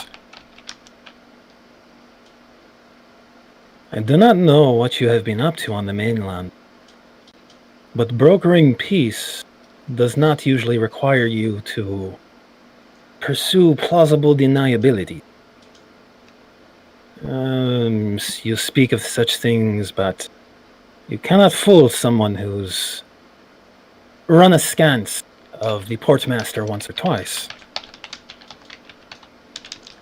I am wary of the attention you could bring upon my ship. I have a family to take care of. But if we can take you from the bay without angering any of the locals here, that is something that we can do without reservation. But we will not go until we receive official word that it is okay for us to go. We still have business to run here. Oh no, we're not asking you to go against the orders. We would just like to be able to leave as soon as possible.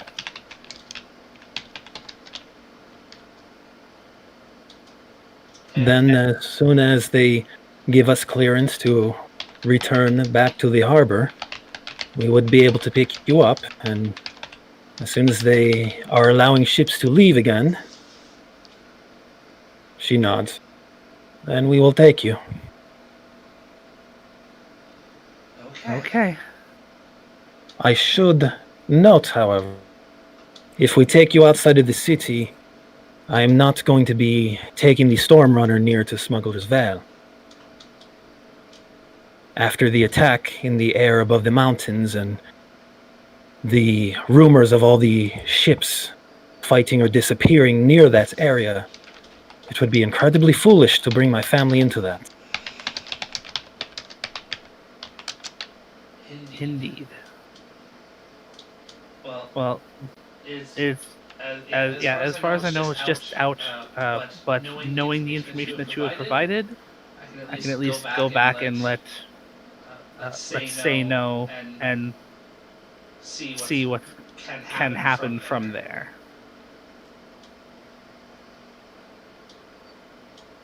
Sibylla nods.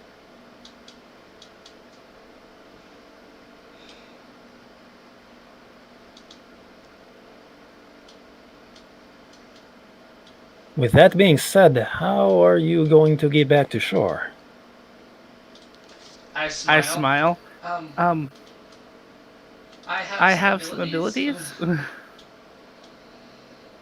And I did mention that I came as a giant eagle that was invisible. I can become another flying animal that is less conspicuous in order to fly back.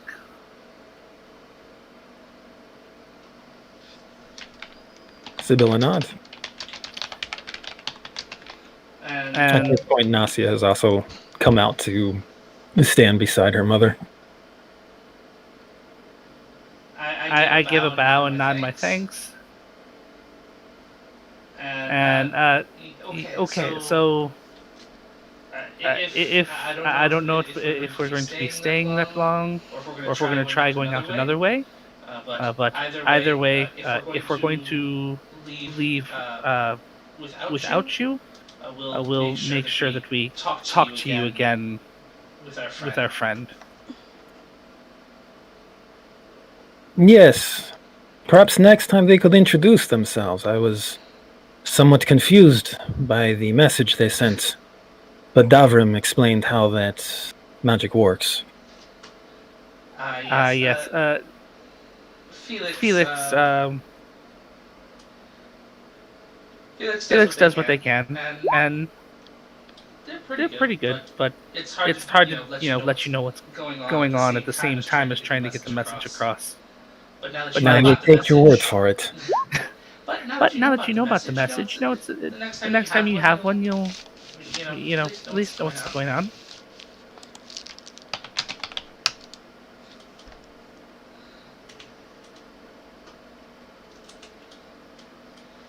And I bow and give my thanks again. And I will step back as to give them space, and then I will shift into a seagull and start my way back. As you fly off, Nasia runs forward, oohing and eyeing. Florin kind of rubs the back of his head as he approaches the prow and watches you take off. You hear a voice float up from below decks. Sibylla! I hear voices! Do we have company? As Reyna finally takes notice of there was something happening. And you take off back towards the city. And we're going to take a little break. A restroom break, water break. And we'll reconvene shortly.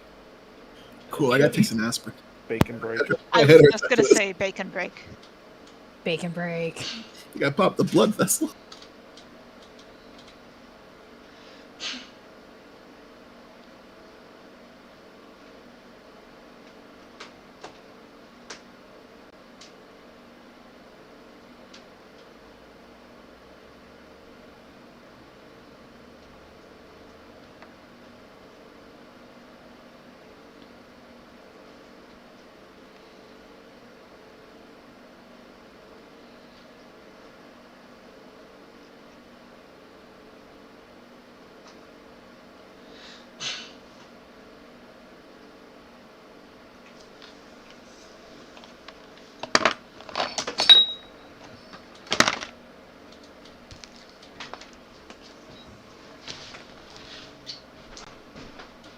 You okay? Yeah, just frustrated. Why? Like at the streaming thing or what? Huh? No, it did not go well. What, the conversation with, like, Yeah. Sweetie, we were never leaving on the Stormrunner.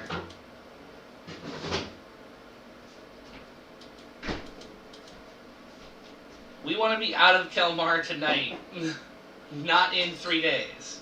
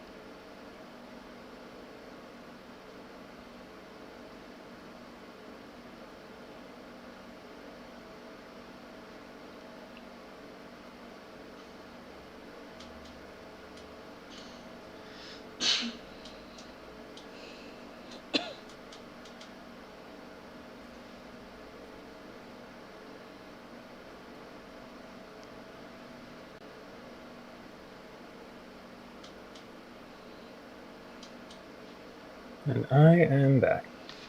I am as well. I'm back. Welcome back.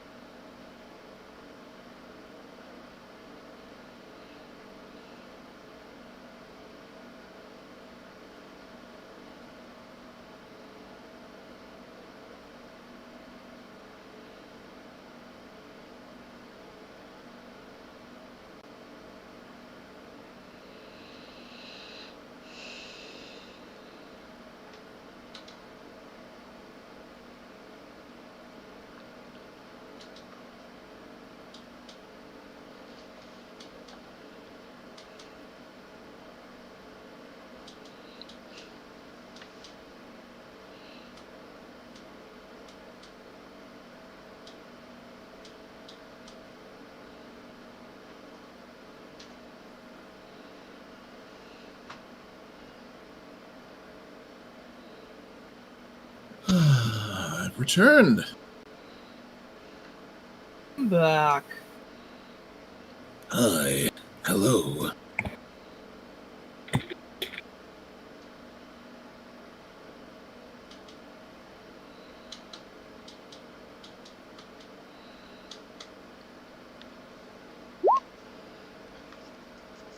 Welcome back.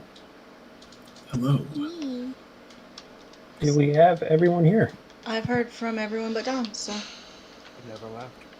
well, then we're good. Welcome then. back nonetheless. All right. So with everyone here, we can dive back into things. So Taliesin has going to be gone for a little while. For those of you back at the Kyrell household, what are you all doing to pass the time? Eating bacon. Drawing a Valid. map. Really? Retaining concentration.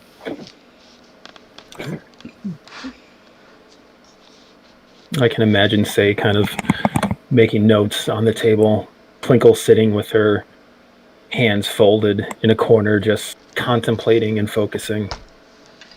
People eat bacon.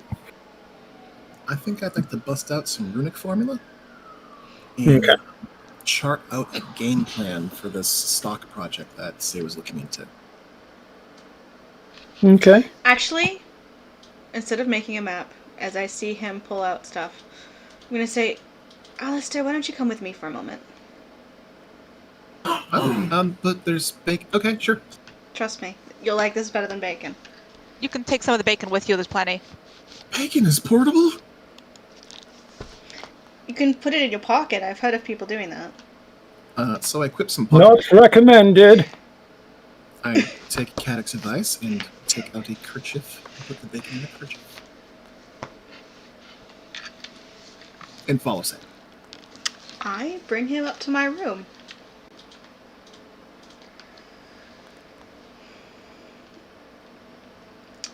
And I'm gonna close the door behind me and use prestidigitation to make like white noise machine noises.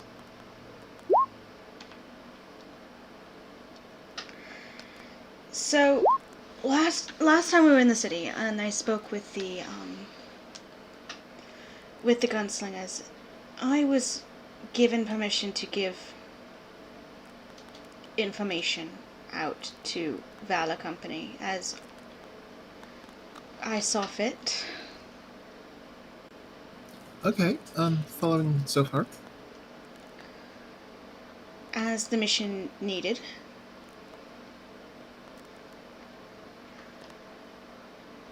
So, under the understanding that this is use for me, and for how my things work, and only to be used for gunslinger business, I will show you a gun.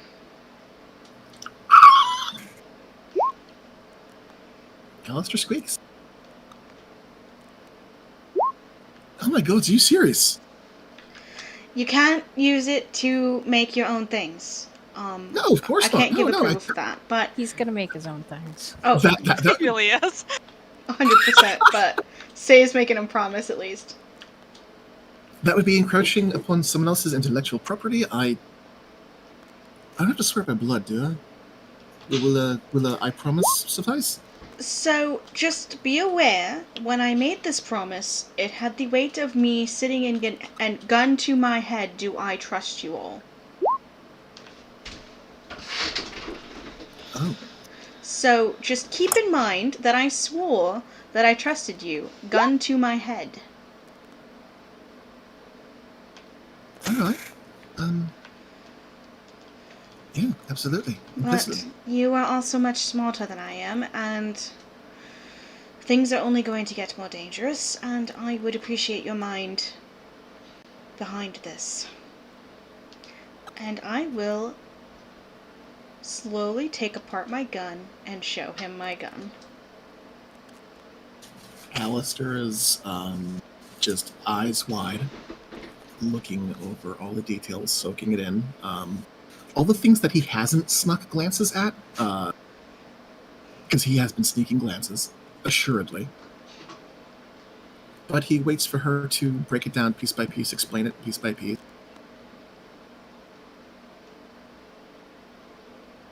As you are having this conversation, Alistair, you're looking over the gun, asking questions, and you intuit very quickly the mechanical aspects of it and how it would work. There is that tickle in the back of your mind, that intellectual curiosity, that the gun is the most visible token of a gunslinger's authority. But it's not the gun alone that makes the gun work. It's up to you to decide how you want to act on your curiosity, but you do know that the gun is only part of the secret. The other secret is what's in the bullets. Didn't say I already share what was in the bullets back at Donald's Crossing? I mixed gunpowder. You mixed the gunpowder, you didn't tell us how to make it. Yeah. And I gave you some gunpowder. Right, okay. Alright, so the mechanics make sense.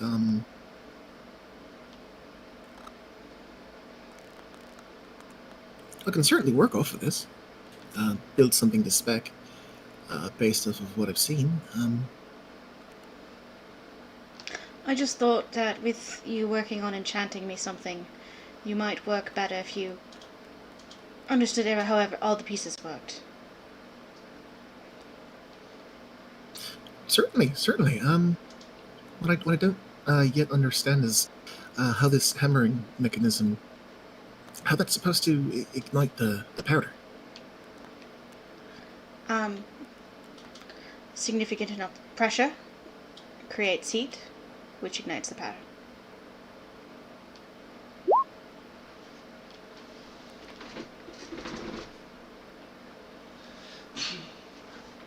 Like when you clap your hands really hard, and your fingers get hot. Alistair squints a little bit and nods. It has a low ignition point, so it can go off, burn up very quickly, and at a very low temperature. Alright, that makes sense. Well, knowing more about this, certain I probably went messed up. He nods and say.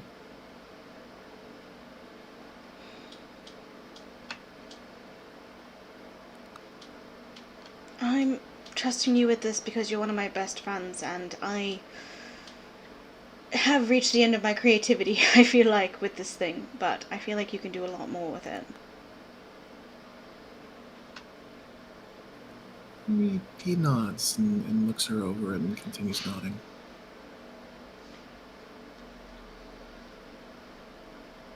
I won't let you down. Your trust is well placed. And I'll die with this secret if I've gotta. Appreciate it. Anytime. And I'm not the dying part, the keeping secrets part.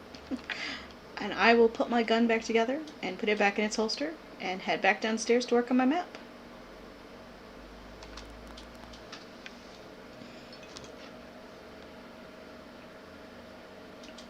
Alrighty. Is everyone else just taking it easy, eating their bacon, resting up? Yeah. Do we have enough time? Do we hang here long enough for a short rest? I don't remember how long it is. I would say, yeah. Okay. Oh, there's definitely enough time before it takes Taliesin about an hour to get his errand done. So.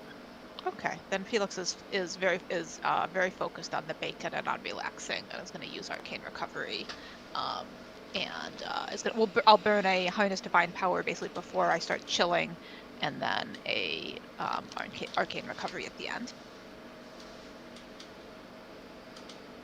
Clinkle, you did feel a while back your spell dissolve, so you know that Taliesin broke his invisibility. Consumption of bacon intensifies because now I can concentrate on bacon. All right. So as everyone enjoys another fresh baked breakfast. It's almost about an hour before Taliesin starts to make his approach on the Kyrell household. During this effectively short rest, does anyone need a spell slot back? Or could anyone use a spell slot back up to level 3?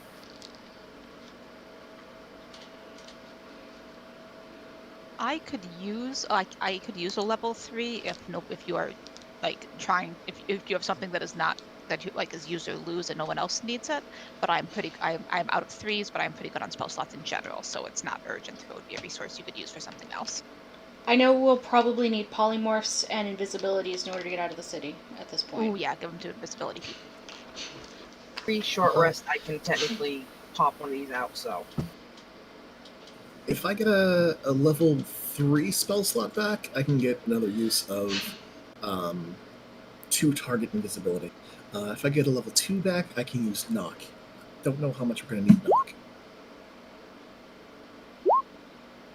Okay, I will start making up that potion of rejuvenation, and at the end of the short rest, Alistair will get a distinctly non-licorice flavored potion.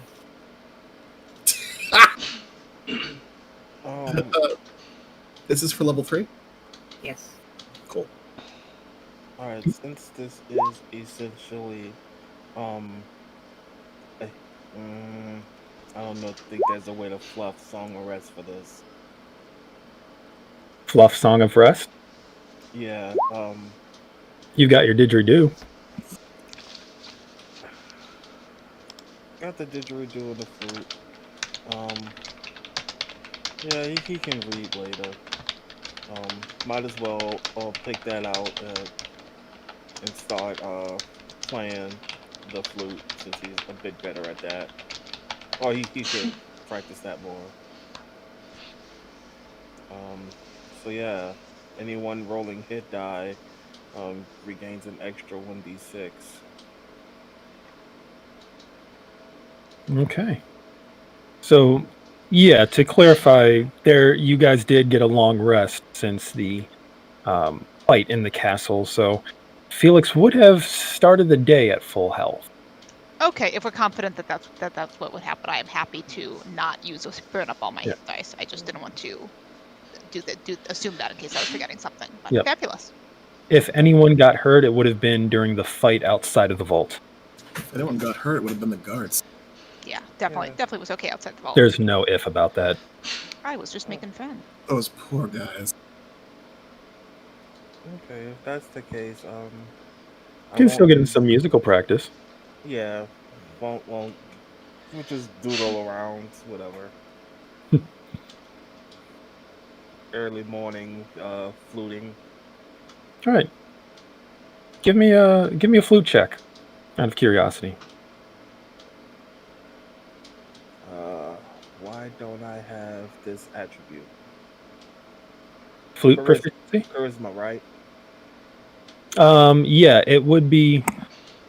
Yeah, and like I have everything written up, I just didn't have the attribute written in. Okay, what attribute? You can choose which you would like. Charisma makes the most sense. It's usually used for performances, and okay, yeah, you're getting better at that.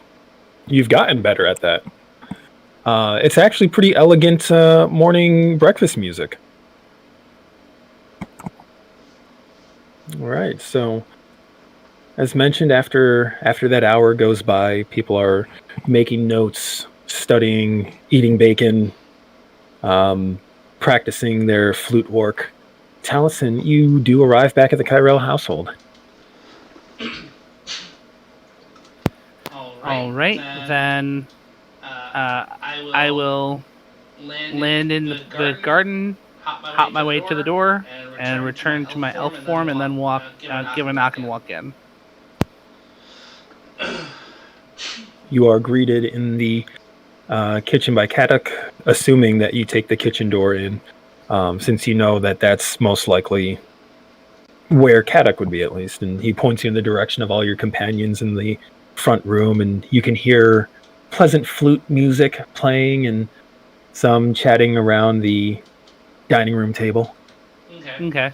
I will move in and give a wave and smile at Jaeger's playing, look around. I guess Say and Alistair are not present still? No, they would have come back down by now, unless they wanted to stay and study up in Say's room, but I imagine that would have happened a little earlier on during their break. Yep, mostly just sitting at the table and, doing maps. Okay, then because they'd be back and available, I would move to the table and take a seat. All right, so multiple things. Obviously, well, maybe not obviously. They are willing to give us, travel out. So there's that. But they are obviously they have to wait for permission to leave, and they still have business to complete in Kelmar. Apparently, the last week or so they hadn't had the chance. I assume because things popped off not quite long after we left. So they have to come back into port and actually finish some stuff, and they might be here another day or so. So I don't know if that is even going to be a good idea if we're trying to leave as soon as possible.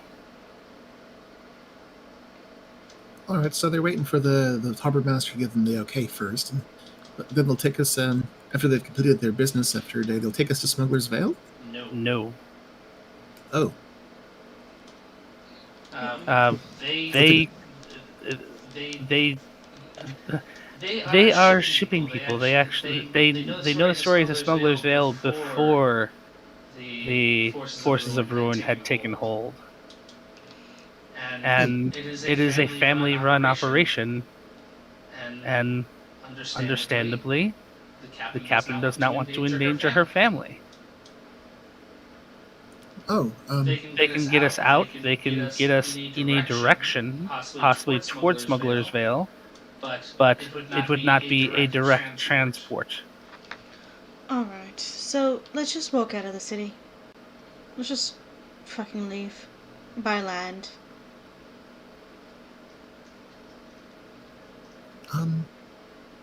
Taro and Elaine and Vera, they're going from the Green Vale to the Duskfangs, yeah?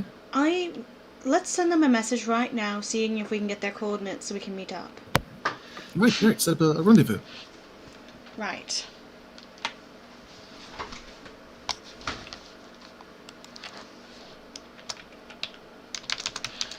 I'll work on that message.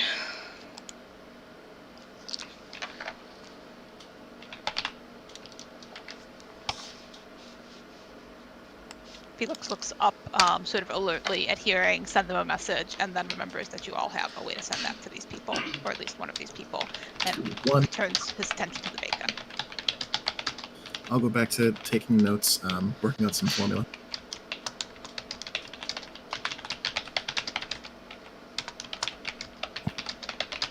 Alrighty. Taliesin, you've delivered your message. Is there anything you'd like to attend to now that you're back amongst your companions? If there's any bacon left, yes, I would like to have some bacon. Given the excitement that everyone has displayed for bacon this morning, Kadok has made a triple serving even, making sure that there's plenty of bacon to go around. Felix has been very, effusively appreciative of every time more bacon comes out. Alright, message written. And I will send it and turn on the necklace and go. Well, we're coordinating the rendezvous. We are done in Kamar and we'll leave tonight. Just to clarify. Your new allies. From Atori?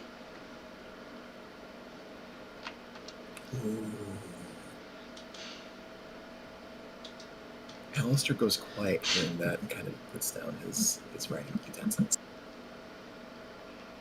Okay. You cast the message off. This is going to take a minute, so there's plenty of bacon left to enjoy. Say doesn't want a to. new wave of bacon comes out of the kitchen. A small round of applause and cheers erupts from the corner Twinkles in. Say's trying not to get her mouth greasy. That's how international errors happen. Kanane is being very messy because she no longer has actual cheeks. So she is openly chewing and making grunt noises as she's eating whatever bits of bacon she's getting.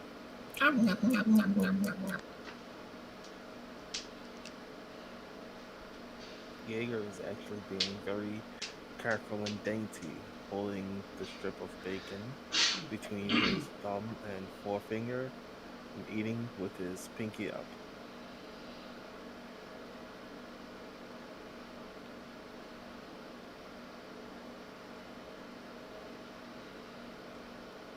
The bacon's probably like a stick of gum to him, but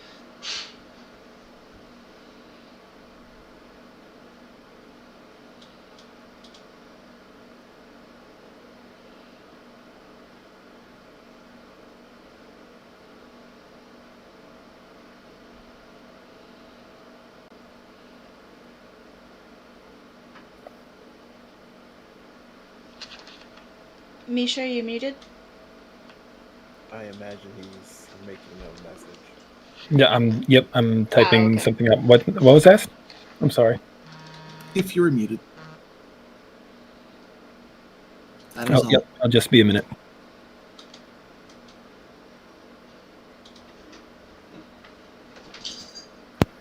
I will look over at Felix while they're eating.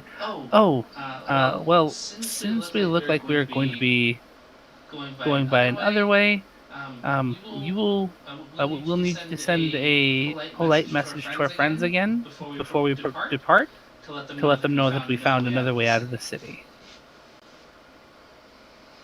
Sure, I can do that. Is there like they didn't seem to believe me last time that I was with you? Like I can probably convince them, but if I there's they were very confused. I showed up, and the captain said, "Oh, so that person was actually telling the truth." I said, "Yes." I gave him your name. Well, it's your first name because I don't know your last name, but that's okay. It's Erasmus is the last name. Yeah, and I guess I mean I have a pretty honest face, I think, but I guess they couldn't see that. So okay, Yeah, yeah, same person or somebody different this time. it'll be the same person. It'll just be, you know, saying hello to the captain. Just say who you are and that we've found another way out. But we don't have to do this now. We'll wait for our information and everything else. And I look back and I'm like, so we can't exactly walk out since the upper city is still blocked. So are we planning on going? How would that work? Say's amulet begins to blink. And I stop. Alright, I will activate my amulet. Good morning. We expect to reach the Eastern Vale within the next day or two. Have you left the city? Let us know your approach and we can coordinate. Our allies, no, they're from significantly closer and significantly further away. Their chief remembers you. And the light stops blinking and goes solid.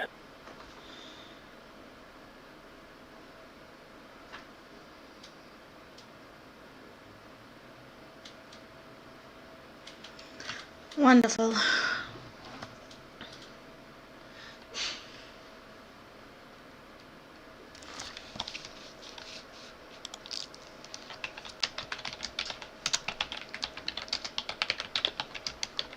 Your chief. Oh. That's not. I would imagine the ones that we ran into at Donald's Crossing. Donald's Crossing or the the ranch. Well, it was the same. It was the same It one. was the same group following us most of the way, I think. Right.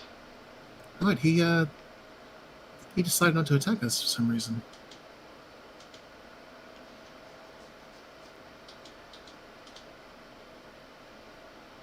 I'll just chin a little bit. Gears turning. Okay, well, looks like they'll slow down for us if, or at least try to get to us. So, how to get out of town? Is there no way to get out of town except through the upper city? Can we go invisible and fly again? If it's at night, we don't even need to all be invisible, just the giant birds. I mean, even in the middle of the night, if we leave close to the port and go high up like we did this morning, we should be fine getting out of the city. But it would have to be nighttime when we left. Oh, man. But I do still have that spell available, so I can call on our flying friends and get us out.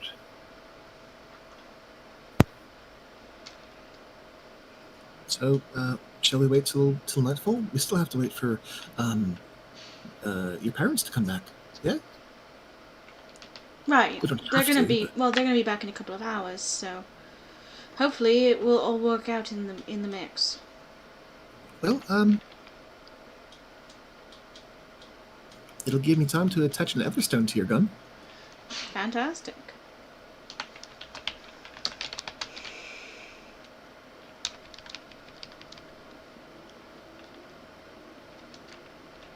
All right. So Valor Company settles in to wait for the Kairos. Checks out. I think got another message. Message. All right, go for it.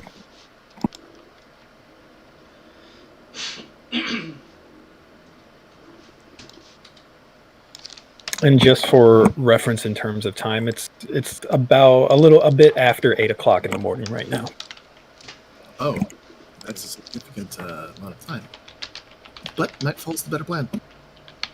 You guys got an early start to hit the castle.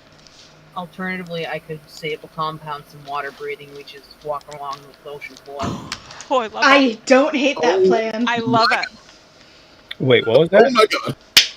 New plan! I got a new spell level, so I got a new stable compound. So I picked water breathing. How long does water breathing last? Wait, I have it. Like 4 8 hours. 8 hours. Holy shit! New plan. And it covers a lot of people too, right? That spell? Like 10 willing creatures! So only 7 of us need it because Emmett As doesn't Valor Company walks breathe. into the sea. Yes, let's just walk into the sea, please.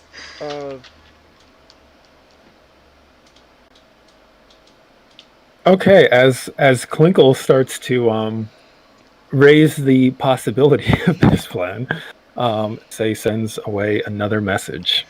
Leaving tonight. Need dark vision darkness. and water breathing and Go ahead, Say. Leaving tonight. Need darkness. Planning a flight path. Where would you like to meet? Latitude and longitude, please. Ask your chief about the other gunslinger.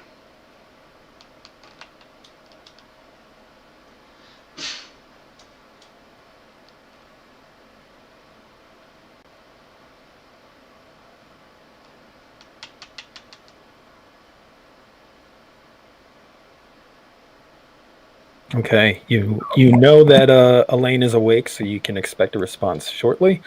It's going to take a moment for him to put one together, so by all means, talk amongst yourselves. Sure. Say's just really concerned that that their friend is the person who murdered Kaladin, and she's not gonna have it. Roll a history check for me, Say. I'm Sure. putting this together.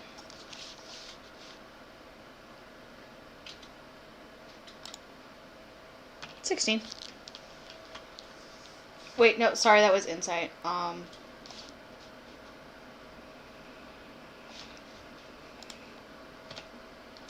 Oh, 16. well, that kind of night.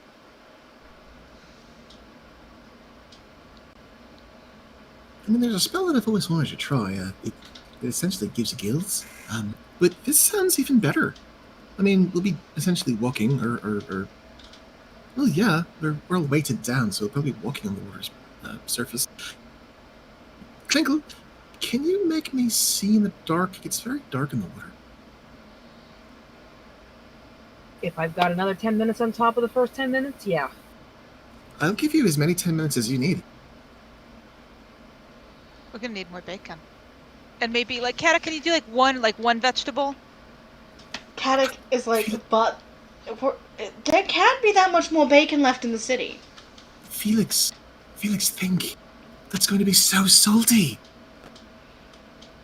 Is it? I thought it was a bay. Is it the ocean? Or is the bay on the ocean? I haven't been here before. I'm new. It's an ocean bay, yes. An ocean. It is a bay, like the kind that you find in oceans. I was also kind of I mean, this may be that like I could go out and get. I was gonna say I could go out and get more bacon because I was also thinking that maybe somebody should poke our head out in some sort of disguise and just sort of temperature take, find out if there's a lot of word flowing around the city yet about that thing that happened up at the castle this morning. Just wondering, trying to gauge whether anybody's likely to like descend on our heads anytime soon if we wait for night. Let me change my clothes and I can go with you. Believe it or not, I can actually blend in here. You know, I could cast Water Walk. I think if we're walking above the water, we'll be caught by the galleons. Fair. It takes a couple minutes this time, say, Yep. before the amulet starts blinking again. But it does start blinking. I will play the message.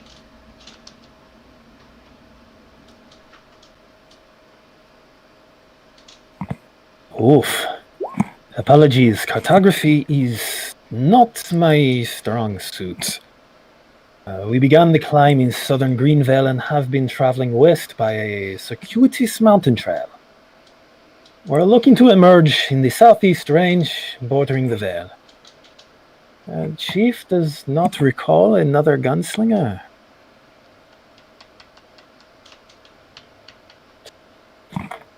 Let me post that in chat.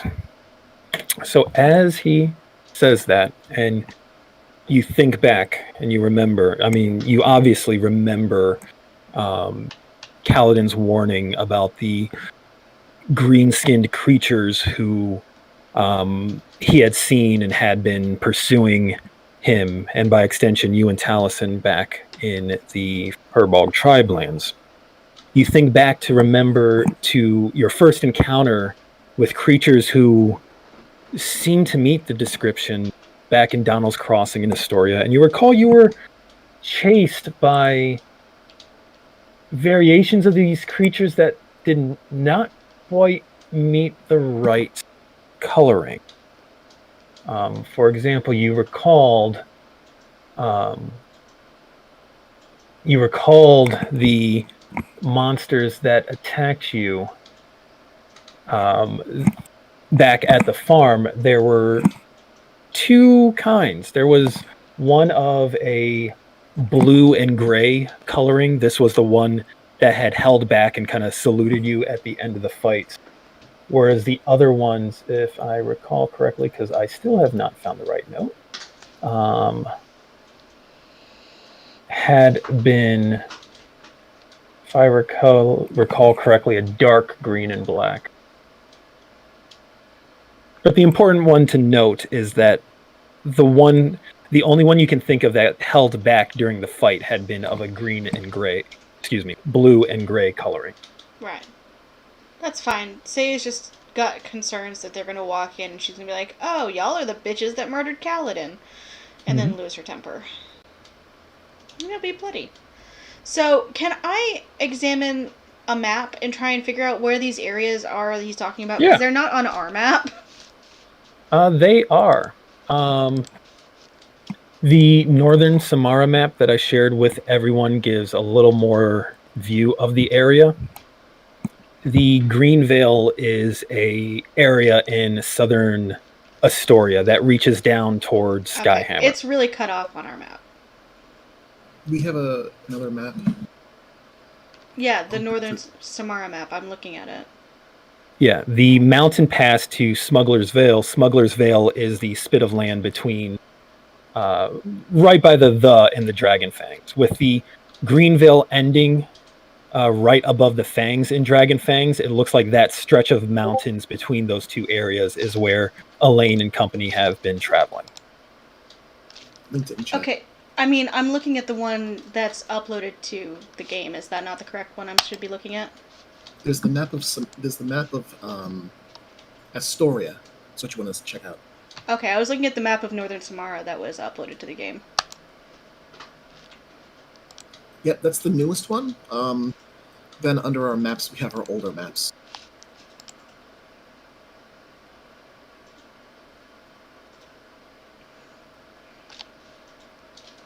Okay, because I don't see this mountain pass that they're talking about. They didn't say they were moving through a mountain pass. They were hiking through the mountain.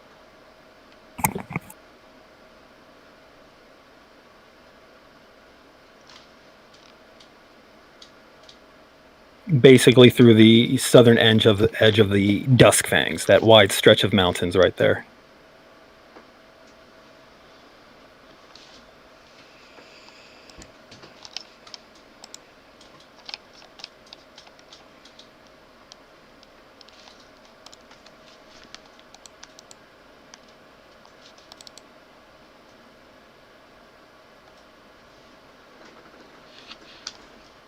Were you able to find the mountains? Does that make sense? I mean, I'm seeing the Dragon Fangs, which look like they includes the Dusk Fangs and the Black Fangs. Yes. The Dragon Fangs is pretty much that entire mountainous area in the center of Samara. All the different mountain ranges that spread out from it are fangs of various kinds. So the Black Fangs border Mareki territory, and the Dusk Fangs border Astoria. So he's moving through the Duskfangs. Pretty much moving across the mountains right where it says the dragon. Right, so he intends to land southwest, around where the is. Southeast. Southeast? Yep, west is on the left side. He's coming in from the right. Oh, all right. I wish someone could ping this for me because I'm getting really confused. Mitch, can you just like make a new map in Roll20, like a character player map, so we can just draw on it? Is How do you there a way to do that? Well, yeah, you just have to make a new like instance of a map, like when you would make a battle map. You could just drag your Right. Got to it. it, and then we can just poke it. Yep, one sec.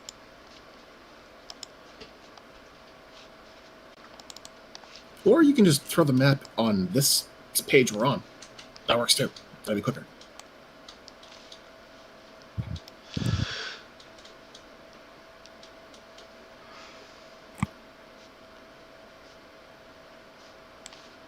I totally missed all those beautiful, handsome elves in the bottom of the screen. Yep, same. And that very striking owl. That is Archimedes, and he is good.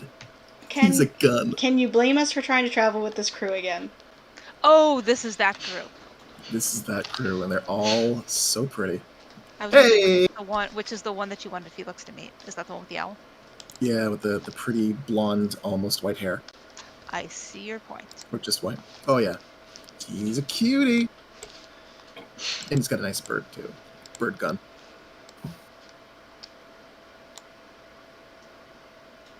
I feel like I'm gonna need to know more about this bird gun, but not right now because we have a map. Okay, can someone draw me a picture? Because I'm feeling really dumb right now. It looks like someone's already drawing. I see red. Oh, okay. The green bell is all the way over there. Yeah, last I heard they were in the Duskwood, so I'm real confused, but okay. That is the Duskfangs. No, the Duskwood. Just there. Oh, that might have been... I'm not sure how that came to pass. But yeah, Greenvale through the Duskfangs towards Smuggler's Vale. Okay. And each, we can move 2 hexes a day? 1 hex a day on foot. With difficult terrain, half a hex. But you all have access to various ways to fly and mitigate that. So supposing we summon animal friends and we get them like mountain goats. Dire goats. Dire goats. Realistically, how quickly could we travel? I mean, can we do the bird thing again? We could just... I can do conjure animals and it just be owls every single time, so... Yeah, I mean, we got to Kelmar from Daneholt in 4 days, and that's 3-ish. 1, 2, 3, 4, 5, 6, 7, 8. So, And that was... it's a day. And that was with us fucking up the first 2 days of travel. Oh, okay. Because So- I didn't realize... I had forgotten that the owls were genuinely castable in conjure animals to get everyone. All right, so say we do everything, by the book, and we use owls, and we're really smart about it. Instead of 2 hexes a day, would it be unreasonable to say we cover 4 hexes a day, or 3 hexes a day? Usually with a flying speed that's typically based around 60 feet base, you would move at twice the rate of speed that you would walk. So your basic casual walking speed would be 2 hexes, negating all ground issues. And if we were pushing... If we had... Because the owls would be holding us, and if they were pushing it, we could go double that?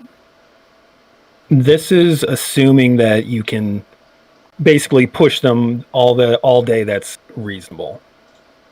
2 hexes possibly days. 2.5. Yeah, it's fine. So we could get to there in 4 days at the slowest. Supposedly we don't get absconded by Goliaths, in like 3 days if we're incredibly lucky. We'll push really hard and don't die of constitution-related illness. 3 to 4 days. Okay, then I'm going to reference a real map and give them a latitude and longitude to meet. Basically, I want to meet Put down an X! right there. Okay. Pretty easily done. And say might be a little snarky about it. So let me type this message. Tell me if we're not there in 4 days, abandon all hope, fight Kalama without us. No. Expect us in 3 because we're just that good.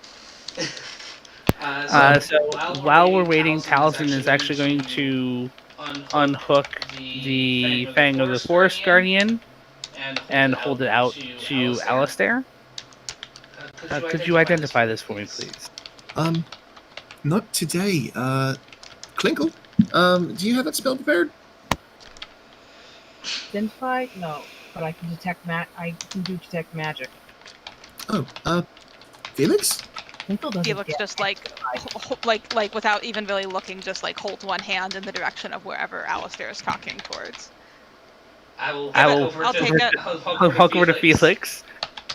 That was an adventure, and I'll hand Felix the Fang of the Forest Guardian. Every day's an adventure with Valor Company. And this is a sword, right? Yes. Okay, so Felix, again, doesn't really look like he knows how to handle this thing.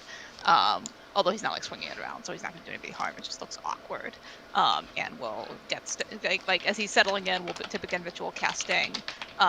Before he starts, it's gonna be like I don't want to be greedy, but I can do this all the time. So if that's helpful, if you don't want to have to do the whole circuitous thing, you can just bring it to me. But I'm not invested. So if somebody else wants to do it too, that's fine. And then we'll start ritual casting. Okay. It will take 10 minutes, but I will give you access momentarily. So we're going to be going through the water to get to the mountains. We're going to have to climb mountains. We've got some climbing gear. We might need more. I'll come back to that. You're writing. We're going to need some warm clothes. Maybe like a tinderbox. Coats. Definitely coats. Russians need rations. I'm assuming. Taliesin, you're good with nature. Is game sparse on the mountaintops? Say if you could briefly read out your message to Elaine. Yeah, I didn't want to interrupt. I'm sorry, I didn't realize. We'll meet you at longitude blank blank blank, latitude blank blank blank. In 4 days. Ask Vera to read a map for you. She's very smart and can figure it out. There's some snark on that. I love it. All right. Continue amongst yourselves for the moment. Well, Say and I went hunting that night. We made camp with Danica, and we found a goat, but it's at the peaks of the mountains. If there's snow-capped mountains, there's really nothing up there. It's usually close to the timberline that you'll see some things wandering up and down. So no. If we're staying near the tops, if we're staying near the timberline, just above the timberline, we could find game. But I also have the ability to make berries that fill us for an entire day. So I think between berries and rations, we'll probably have it all set. That does seem to that holds water. Yeah, because going by the timberline, that's going to cut into our time. Can't get too close to the veil without being spotted. We're going to have to cut through. The amulet begins to blink very soon after Say sent off her message. All right, get back to that in just a moment, and I will activate the amulet. I think Vera responded. That was really quick.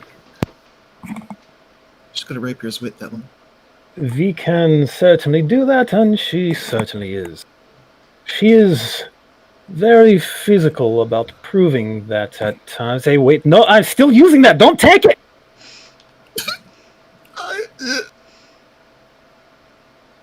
You think she punched him?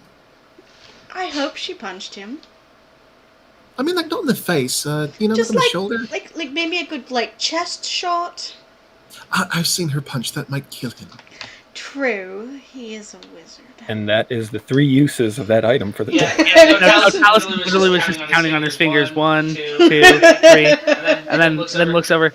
Well, she might have been trying to get it to send her own message, and now we can't talk to her at all until tomorrow. So. All right. A lot of things are happening tomorrow, it seems. Leaving tonight or tomorrow morning? Let's leave tonight. The cover of darkness might be just the thing in order to get us well away. All right. Well, Taliesin was telling me that well, you were there for that, with the food and the berries, and okay. Cold. I don't want to end up like we did back with the Goliaths. You're wearing a jacket that weighs like 20 pounds. It's going to be 20 soaking wet pounds as soon as we get out of the water. I could put it in the bag. We I know should put it. prestidigitation. We do have that. Also, you can cast prestidigitation on your clothes. I could ask politely for someone to do that. Yes. I will cast prestidigitation on your jacket. I would appreciate that. Say thank you very much. But if we are cutting through the mountains and avoiding the timberline, we should probably get tents.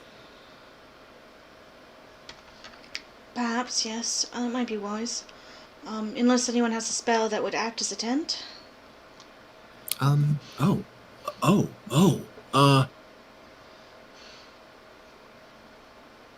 As Alistair gets very excited about this. Felix, you complete your ritual. It's been about 10 minutes. And the initial secrets of the sword are revealed to you.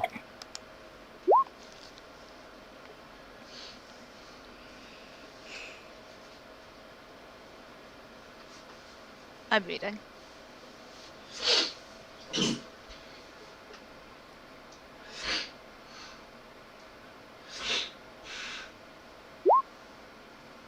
Oh, that's cool. Like, I mean, I've never really wanted to use a sword, but like, if I was going to use a sword, this would be a good sword to use. Here you go. I'm just going to hold it, and you can take it back, so that I don't hurt anyone trying to give it back to you. Yeah, and Felix will describe what's on the does everybody have access? I assume everybody has access to this item card, right? Nope, only you have access to it. Oh no. Okay. But you can either approach sharing it in character or just read it out as written, however you would like to proceed. I was gonna say everybody can just read it and imagine for yourself Felix doing it, but if nobody can read it, yeah. I guess I'm not the only thing that can take my teeth. Anyway, so yeah, this made from the tooth of some animal. That's pretty violent. You don't need to hear that part. It's a tooth? It's a tooth. It's a fang. It's like, it's actually a fang. form. It's not just called a fang. That's, like, I guess, of the long forgotten beast must have been the Forest Guardian, because that would make sense, or maybe that was a story that came along the way. Anyway, the part you want to know is it's good for hunting. So you're faster when you have it and you're using it. You attack better. You do more damage. And once a day, you can cast a thing that helps you. Hunter's Mark helps you track, right? As well as damage. Yep. Yeah, you can cast the thing that helps you Hunter's with Mark. like track your prey and hurt it a little bit more. Like it makes you a better hunter, basically. So yeah, the history I'll save for whoever gets it. Out of character, I'm making grabby hands, but Well, it's a scimitar. So finesse properties, light properties, 1d8 slashing. While it tunes, your movement speed increases by 10 feet, +1 to attack, +1 to damage with the sword. Once per long rest, you cast Hunter's Mark at first level without expending a spell slot. Yep. So Taliesin had taken it back, and the second that she started describing how it worked, he started moving over to say. and then he flips it in his hands and holds it out to her hilt first. Say, this is more your speed. I want to say no because I know it's your ancestral item, but also it's so cool. It is so cool. Taliesin, what kind of creature has a tooth like that? Say takes it immediately, and she's gonna go in a corner and make friends with it. Nothing should have a tooth like that. Giant saber tooth thing. What? Judging by I mean, I would have by a the tooth like that. sword? I could have a tooth like that. It's super cool. Look at it. Where would you fit it?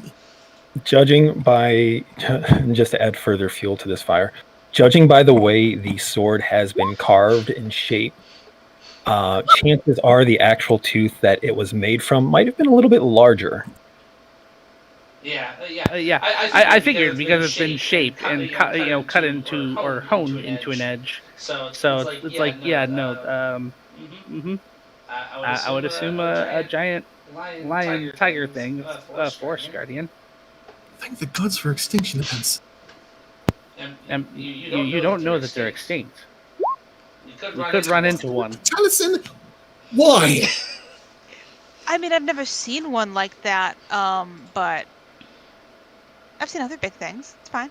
I know it's a loner, and I am taking very good care of it on behalf of your people. You just don't mess with them, and like you mind your business, they mind their business. It's fine. Does that work? I mean, I'm here, right? So far, it's fine. What if they're hungry? Speaking of, you really want to go through the mountains? Felix is like fucking excited. Like, we're going through the mountains. We're not walking underwater the whole way. Like, which would also be cool. Oh no, we can't enter Smuggler's Vale by ourselves. We've got a rendezvous on the Little Green X, where the Black Fangs meet the Dragon Fang. And we can't go along the tree line because that would be bad for time, and we can't go north because that would be Shadarkai shooting at us with arrows with poison. So yeah, through the middle of the mountains, through the Black Fangs. It's gonna be rough. I mean, it's not that rough. Maybe I'm just over thinking. Alistair? You goggles. I seem to always have envisioned. I know this sounds bad. I've always envisioned wizards that did the magical tinkering like you as wearing goggles all the time to protect their eyes from what they're doing. Would you know a good set of goggles when you saw them? If we went to the market? Do you want me to appraise a pair of goggles? I mean, yeah, I can do it. It's more out of concern if we're going to be having the owls flying as fast as possible, and we're going to be at the higher heights. Wind is very cold, and punishing the eye, you don't have an Aether envelope in front of you. So an Aether envelope I can't do, but I could get some goggles, and I could probably tint them a little bit so that the snow glare doesn't get us if we're going to snow caps. Okay, list: goggles, warm clothes, a tent. Out of character. I don't get tiny hut. That was the thing. No longer happens with this edition. Sorry. Damn, I was hoping. I know. I was not today, Satan. Damn, someone have tiny hut, please. Oh no. Nope. Felix is squinting at the map, and will look. Say's in the corner with the sword. Will sort of look up, glance, is glancing over at Say, but is kind of talking out loud, a little bit confused. How'd you know what the refuge is? The what? Like that's fine, but it's cool. I just didn't know. We thought it was a secret, kind of, not a secret, but like a riddle. I picked a spot kind of at random. Say just looks up from her sword and slowly pulls herself away to go walk over. Huh. What refuge? You mean the green axe there? You know that's an actual spot. Yeah. Right. Okay. I mean, it's a little bit like here, and like points to like moves his finger slightly over, so like it's not directly over the side of the X, but like right next to the center of the X. Like it's a barely noticeable movement. So, but like, I mean, you're real close. Like it's so like. It just looked like a very convenient space for us to rendezvous. I thought you did it on purpose. No. Cool. Good guess. Okay. Great minds think alike, I suppose. You're familiar with the area? Yeah. Can you? We going home for you? Yeah. I mean, yeah. Right. Is that going to be emotionally fraught in any way? Why would it be emotionally fraught? I just look around the group like. Felix looks deeply confused. Going home can be difficult for some people. I mean, you'll like them and they'll like you, and yeah, you can meet everybody. Fantastic. Tomorrow I will warn the rest of the group that we are in fact going to be meeting with people at a place. And to be on good behavior. Are your friends closer? Like, do they know where they're going to, or is that just an accident and they don't actually know where they're going? They don't know where they're going to. I literally just picked a longitude and latitude at random that looked like a good spot to meet. But I can tell them tomorrow. Actually, you can tell them now. I will tell you all. We can send them a message if you have the ability. Sure. But DM, quick question first. I don't know if the refuge is hidden at all, or if it's just remote. If Elaine and company go to this point, will they see it, or will they not see it unless they know what they're looking for? The refuge is pretty remote, kind of built into the side of a mountain. It wasn't designed to be a secret, but just by being where it is, it's hard to find. But if they're going to a particular point on the map, then there's a good chance they might come across one of the paths that lead to it. Okay, cool. Then yeah, I can do that. Yeah, bring it on. I will show her a picture of, use minor illusion to show her a picture of Vera. Right, so this is a smart one in the group. Her name is Vera. She is, she's got a forceful personality, but she's actually quite nice. She's go ahead. Very good at punching things. Yes, she is very good at punching things, but she's also quite smart it's clever. It's like an art form. Like magic happens when she punches. Magic happens when she punches things. Like literal magic, or like figurative magic, or both? Like crackling elemental magic. That is cool. Yeah, it's super cool. She's a little serious and a little sarcastic, but it comes off well. She's nice, but don't let her know that I told you. She wouldn't appreciate it. She's a drow, but she doesn't like other drow for the most part. Very, very distinct from typical drow. Oh, very close with her brother, who is a wizard. Yes. Okay.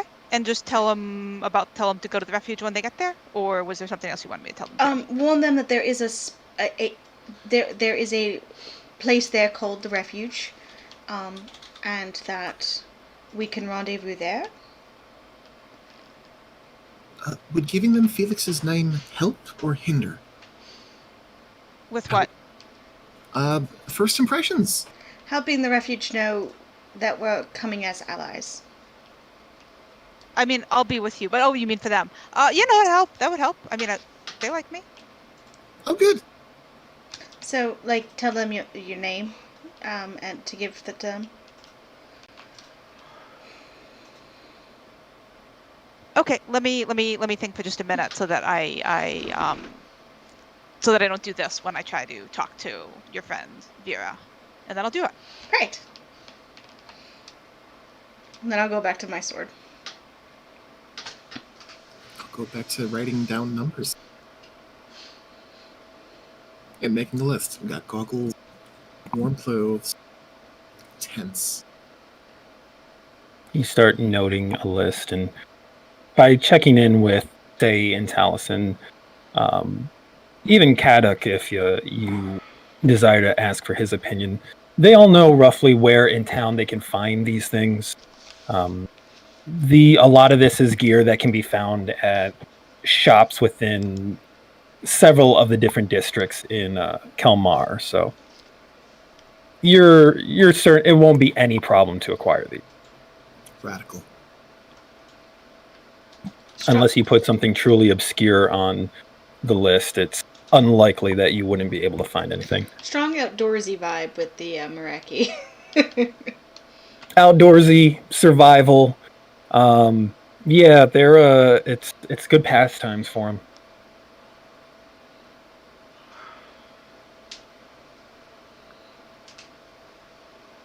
That very subtle bit of pink on Vera's nose is killing me. Stop simping. Yeah, I am. I am Look, simping. Way to look. point it out, asshole. We all know that all of Valor Company simps Vera. Like, it is known. Are her lips that pink, or does she color them? I don't know. Is that pink eyeshadow? I don't know. Felix, since I know you're going to cast this message, when it comes time for you to cast a message, I need you to make an Arcana check using your magical modifier. Is this a skill check that I could apply my that channel divinity that gives me proficiency to, or is this not a skill check that I can use other stuff on, and it's just a straight Arcana check? I mean, I guess if it's an Arcana check, it's a skill check, and I am Felix. I would say you certainly can apply it. However, you would not know it in advance. So first, you can still use the ability, but first make the check. Okay. Wow, that was almost real good and ended up being not good. It's a 7 instead of the dirty 20 that it almost was before tipping back over. Okay. So 7 Arcana. So knowing that you still have the opportunity to use your channel divinity, you go to cast your spell, and this is different from casting it to someone that you're not truly familiar with, which is why I asked for this part. Well, I asked for an Arcana roll before, so you wouldn't be able to tell the difference. But this time, when you cast your sending out, you feel a weight almost immediately, like you're pushing out into the air with your spell, and you encounter this overwhelming resistance to it. You can, if you like, choose to apply your channel divinity. Sure, I'll put a little oomph behind it. Which makes it, that's right, I don't have to roll anything, it's just a proficiency bonus. So it becomes, what was it, an 8? So it would become a 12. Okay. A 12, it pushes a little harder, and you feel that weight, that oppressive something getting in the way of your spell. And you feel it start to push back. And for a brief moment, you see almost like a trick of the eye, just a slight little jagged flash of red in your vision, and you feel your sending spell fizzle. Ooh, but did I burn the spell slot? Or... You do burn the spell slot. Okay, let me deduct that before I react.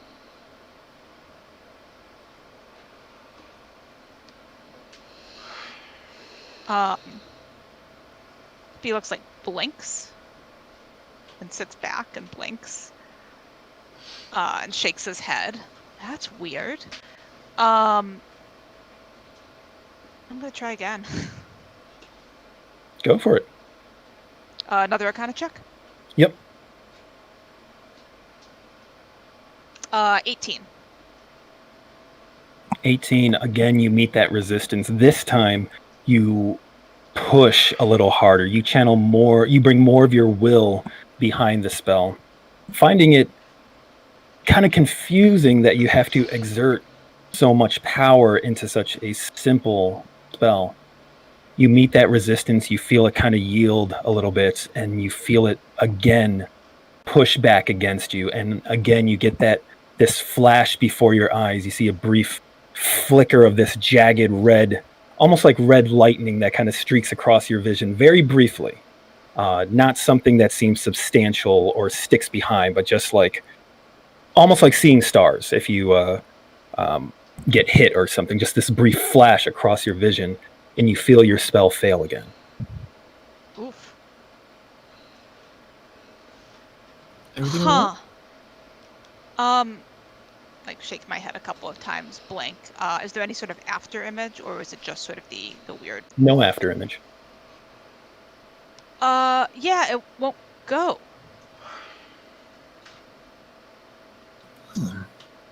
I mean, I could try again, but was already burning like a little bit above what I should have had to burn. Those were, I don't know if this makes a difference, those were both actually 4th level slots because I'm out of 3rd level. Good to Which know. I should have said before, so I certainly don't expect to change anything now, but... Yeah. Good to know. Important to note next time.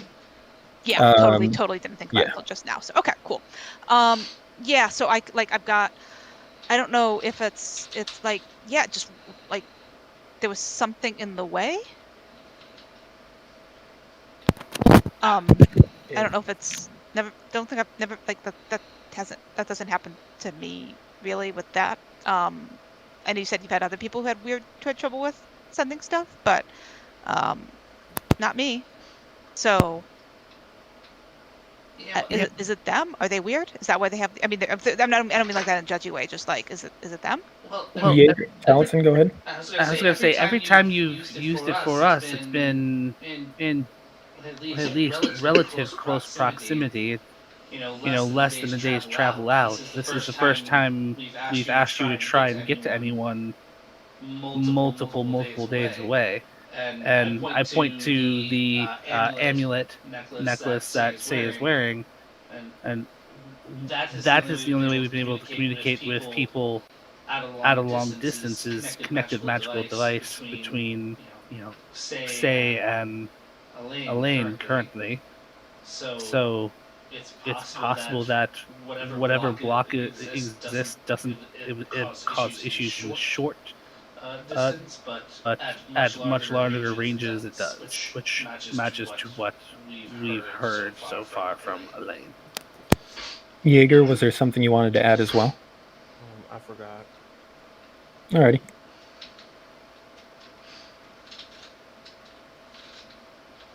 And it is fair to say, with Valor Company, you do recall being in the White Tower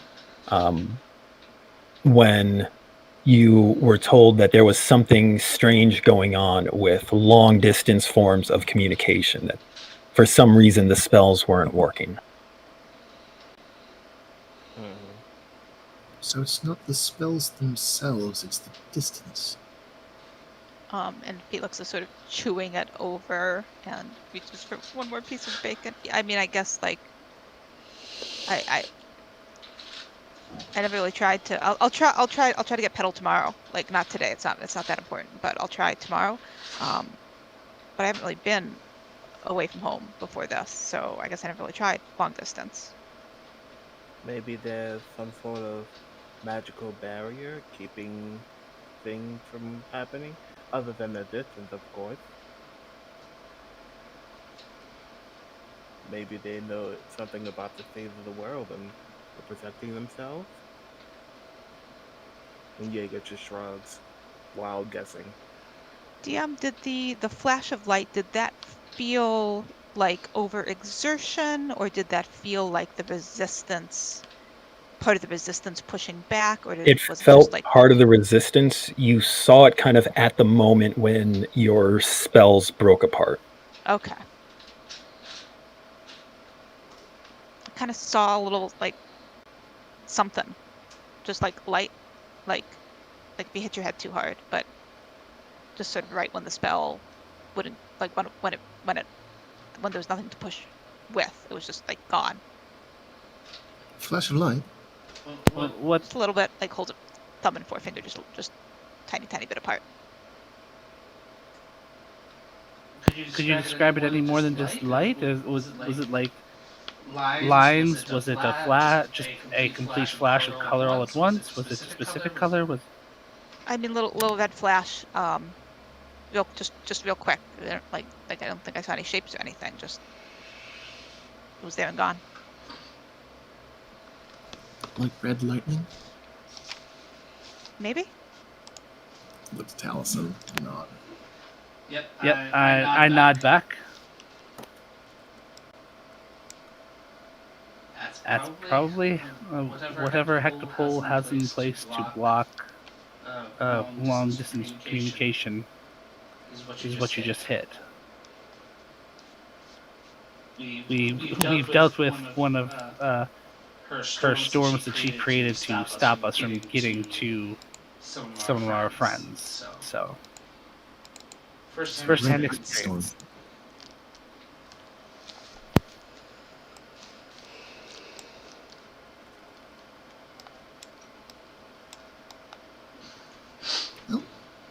Yeah, there you tried your best. Does seem. I mean, like not my best. I could try a little bit harder, but pretty good. Well, you can try again tomorrow if you want. Felix nods. Nod back. And from what we understand, there are wizard towers and other places, across Samara that deal with magical communication. The biggest of which is the White Tower of Ilia. They are masters of this, and they're in the dark. Their communication isn't working at all. I don't understand why. We believe it's due to Hectopole.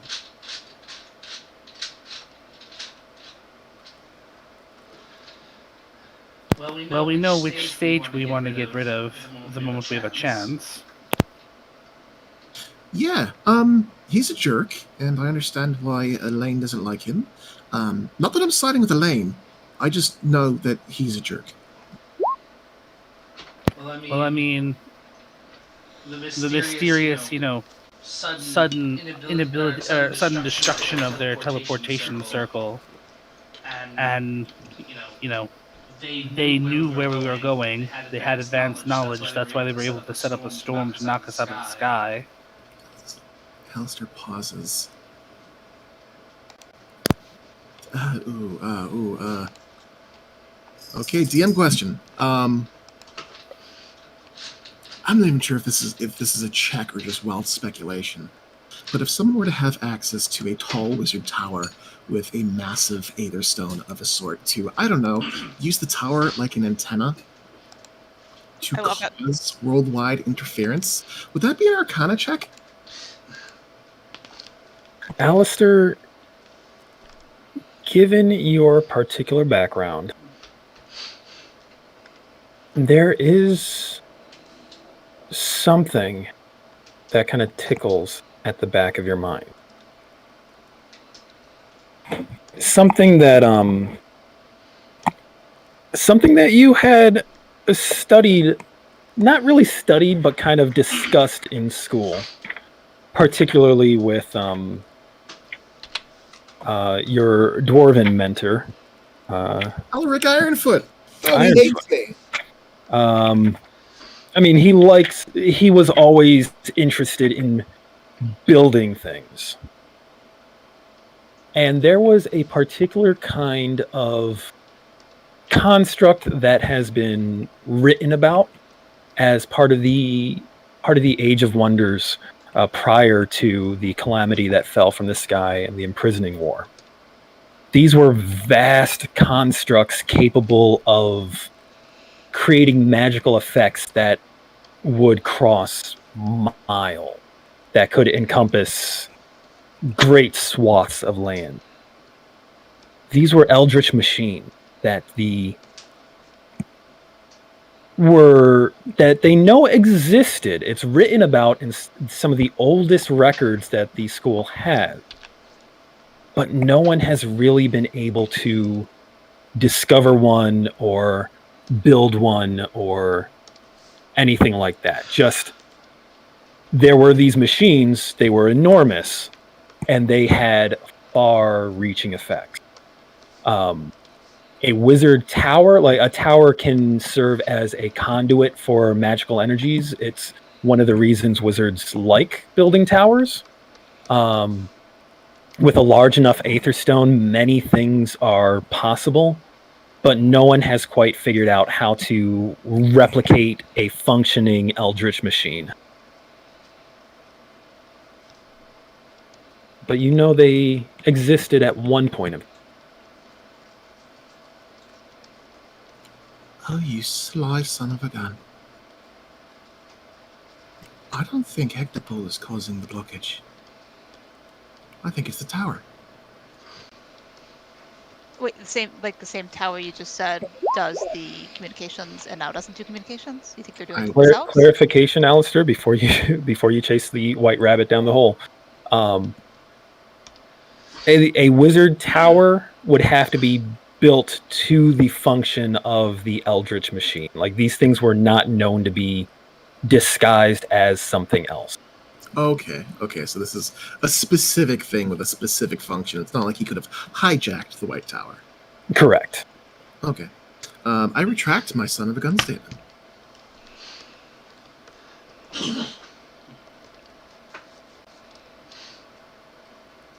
He just rubs his chin.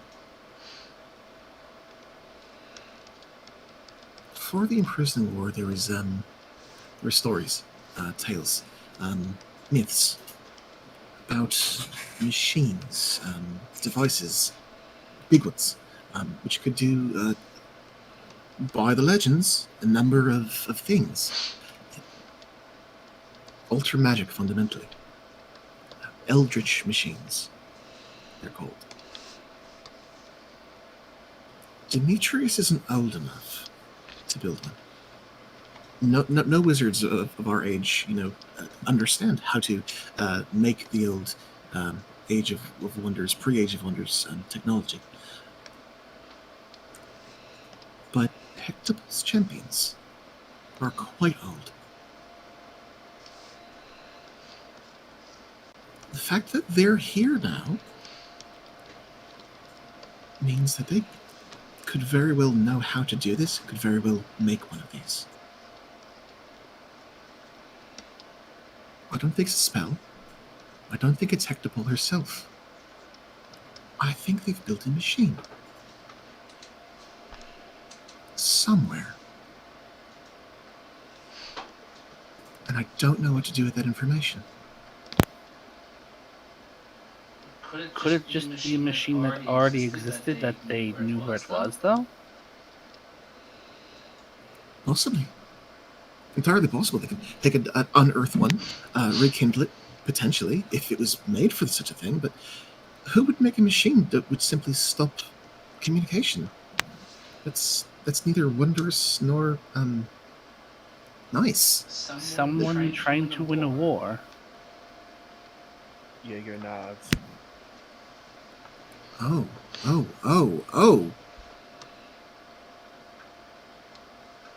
War is the birthplace of many things. Some would seem wondrous. An ancient device of war. I mean, they very deliberately, other than the ones that chased us down from where we had been up in near Otori. There was here was sacked, and then they stopped short of Aster City.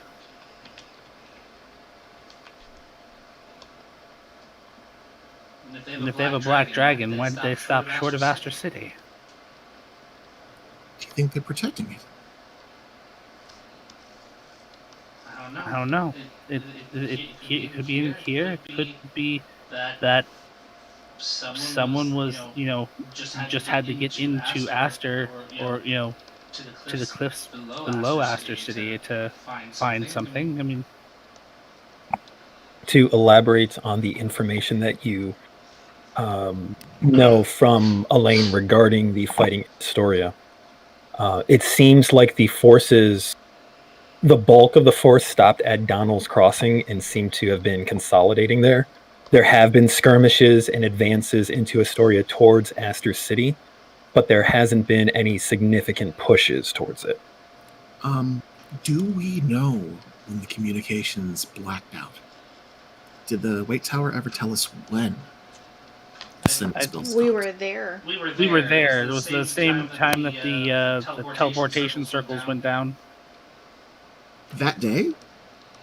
It seemed like relatively fresh information as of someone just kind of discovering it.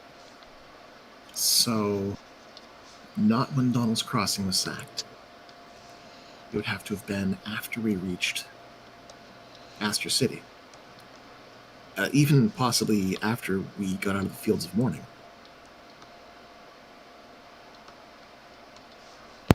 Yep. There's always a possibility that no one had tried to use that form of communication at the time, but it's reasonable to assume within that rough area of time, yeah. All right.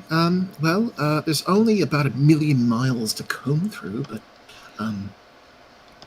if we get to Kier and do the thing and push them back, I think it might be worthwhile to maybe pour through information at the Aetherforge or any other place we can go to find any books, any stories, any rumors about these eldritch machines, if we can.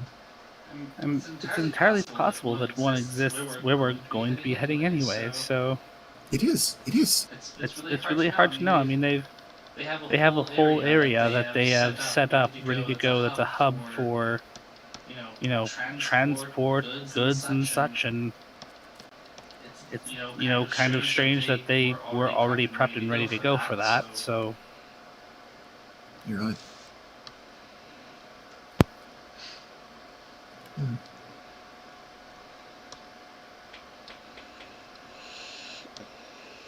And based on the reaction that Felix noted, I would assume that their own communications are being allowed, since it is Hectopol's magic seemingly that is blocking communication. So it seems.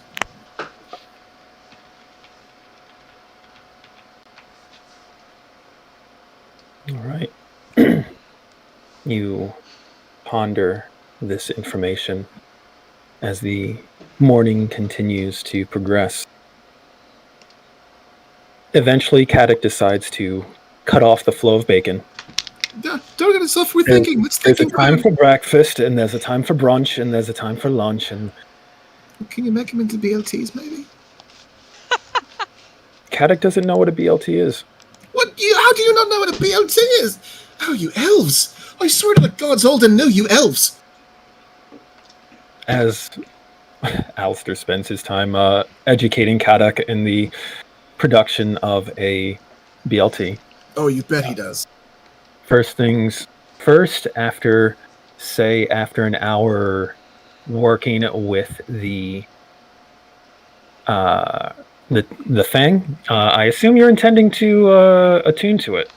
I am. Okay. You now have access to the Fang of the Forest Guardian. So pretty. The morning continues as you all tend to your various tasks and compose your list, start to make some work, get some work done. It's around 11 in the morning when Hastos and Elrene return to the house. They are visibly relieved to see everyone there, to find Say healthy. No one seems to be bloody. it's certainly a welcome change. And Hastos says after saying hello to everyone, well, we had to work quickly with some of our contacts, and we weren't quite able to get what I think is fair market value for these things, but I feel uncomfortable carrying these bags around for prolonged periods of time. And he sets 3 heavy coin pouches down onto the table. That's a lot of those are some hefty bags. So in the 3 bags, as you have plenty of time to go through these and divvy up the coins, you find 515 gold What? and 250 platinum. Oh! Nice.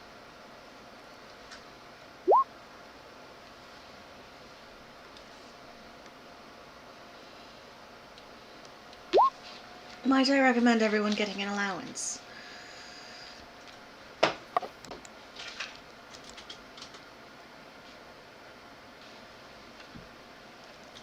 That's 600 gold pieces even. You can take your time and divvy that up amongst you as you see fit.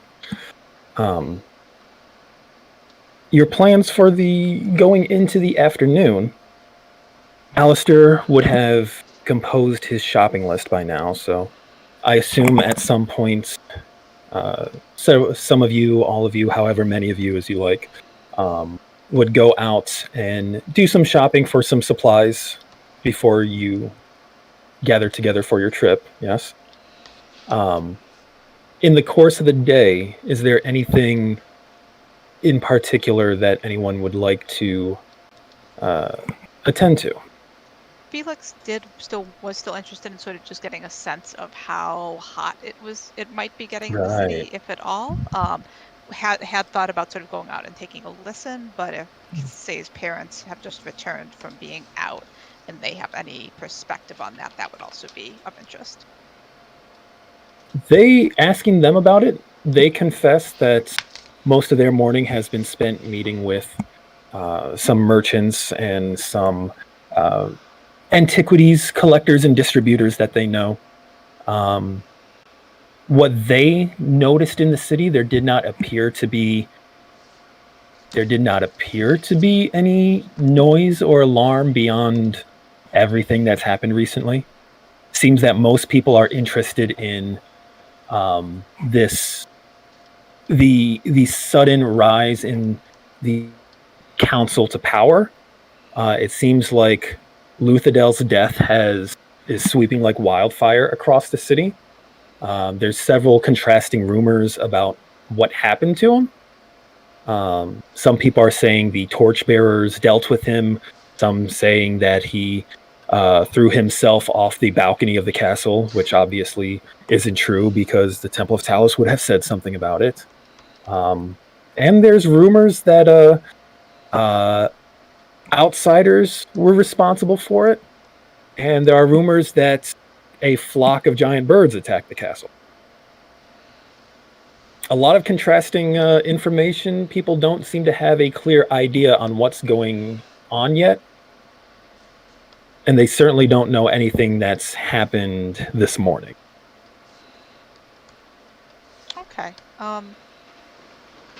Like there's definitely components that Felix would be interested in, but would defer to the people who know the area better and whether it's a good idea to go out and about and go shopping or whether that is too much risk for this morning. It's probably fine. Better to get it done now. Most of the people who would have recognized you are in the upper city, and the lower city is dense enough that so long as no one's going out and drawing attention explicit to them, you're fairly sure that you can make some trips without any issues.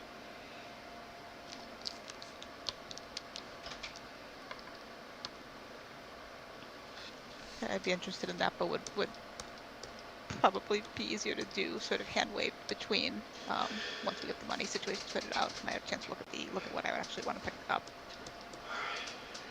At least for my part.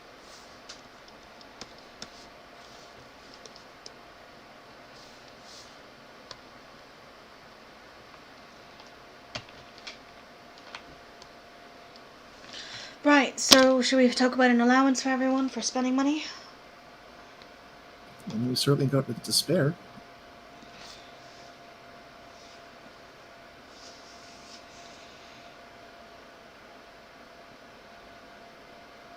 Do we want to do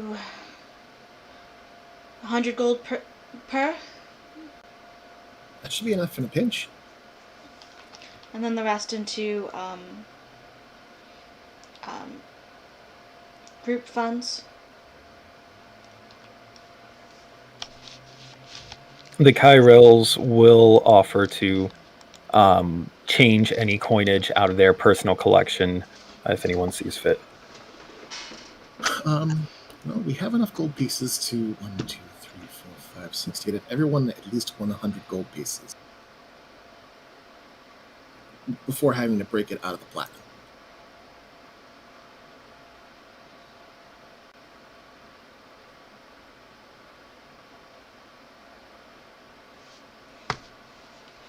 Right, let's do that then.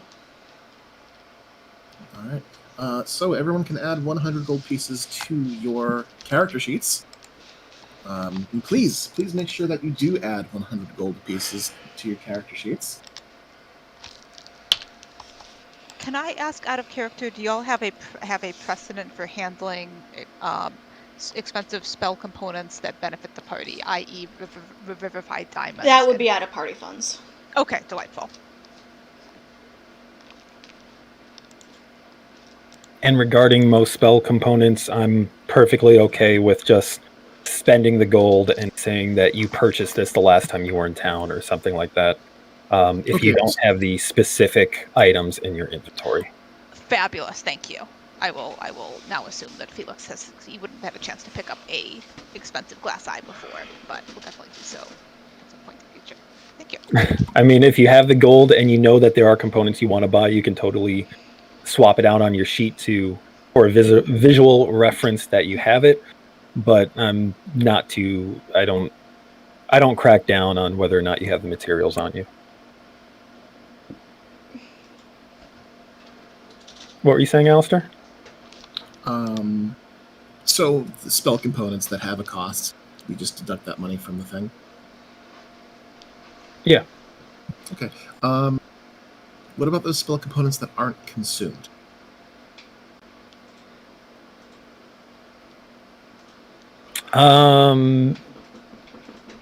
If they... Either or, I'm honestly fine with. I would assume that you would be planning long-term to buy supplies for the spells that you use, which is the foundation behind that idea. So if you remember to put it on your sheet, more the better. If you don't worry excessively about it. Great, that's perfect. Yeah, I wasn't sure how if we would be able to find diamonds or things like that. So that works out.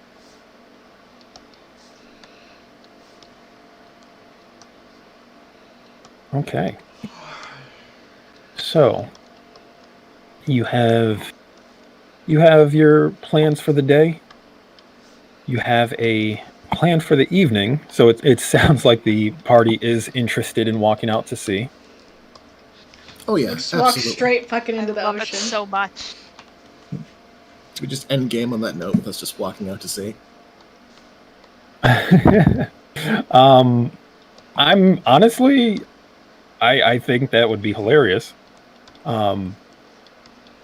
If you guys want to play a moment in the evening where you walk out into the sea and then use the forums to finish up some of your affairs during the day, I am perfectly fine with that.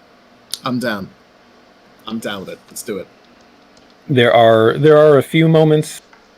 I'm going to think about next game. Next game might just be kind of a short farewell from Kelmar, depending on what you guys want to do. So It's up to you. We can push on a little further and examine how walking into the sea works, or you can hold your farewell. I'm willing to spend 15 more minutes on game. Either way, there is the opportunity to explore what you do leading up to it in the forums. Forums? Yeah, we can recon it after. How does everyone feel? Yep. I would love to walk out to sea. End it on a high note. Or a Deep descending note underwater. Gentlemen, it's been an honor playing with you.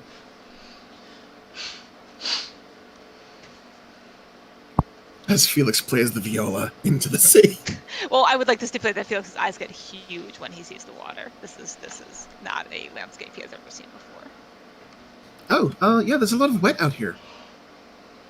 So we're just gonna walk? Like, I can walk, but don't you, like, that's not, wait, I don't know how to swim. So, I don't think we'll be swimming. Klinkle has a thing where she can make us breathe water, apparently. All your water damageable items are tucked safely away in the bag of holding. Yes, if you have anything that'll get soggy or spoil, or you don't want getting wet, I will toss it in the bag of holding. Armor we can fix and post. Say this becomes like a goddamn comic scene. Say it's just pulling out gun after gun after gun. Why do you have so many guns? When did you get so many guns? I mean, there's only like 2.5 guns. Oh, well. And then there's black powder, and then there's bullets, and then there's other bullets, and then there's different bullets. So right. Powder, bullets in the bag, guns in the bag. Don't drink the water. Don't drink the water. It's extra spicy. This stuff. is Rations not in the bag. spicy water. This is salty water. Spicy water is different. It Are we, burns your like, tongue at the nonetheless. water line as this conversation is happening, or are we way back from the water line? Get on the shore, have a little bonfire. Ironically, we might not want to split all that black into party There we go. because we could use it to like weigh down the individual members of the party. I was double muted. That was annoying. Yeah, so a lot of discussion happens during the day regarding the plan. About what time of day / evening would the party be heading down to the piers? Dusk? Well, Before sundown? while sunset would be beautiful, I feel like they would probably have to wait till like nighttime. Checks out. It's Yeah, always I'm gonna try possible be to. sneaky. It's always possible to head out, see whatever views of the city you would like to see, and then wait for nightfall before you find a particularly good area to dip into.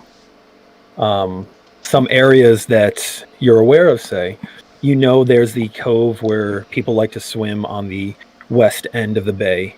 There is kind of a rocky reef out a ways that generally keeps people from going out into the bay. But with your spells and your skill sets, that's not much of a challenge. There's not a lot of lights there. There's not a lot of observers there in the evening, excuse me. There's always any part of the piers themselves.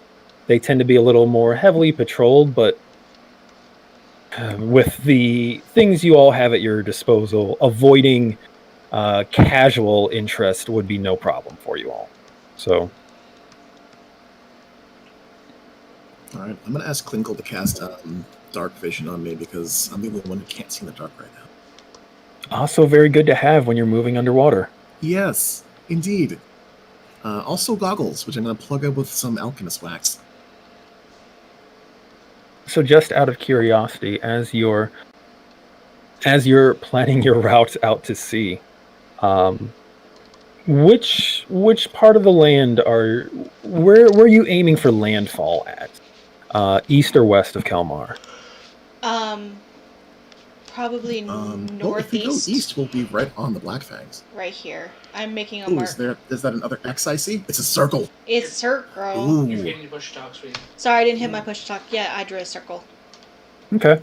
I'm done. That good place to go to, and your spells would last long enough for you to find a appropriate area to come to shore that is possible to come to shore. It's very rocky and there's cliffs along this place, but you have spells that would keep you going, keep you interested.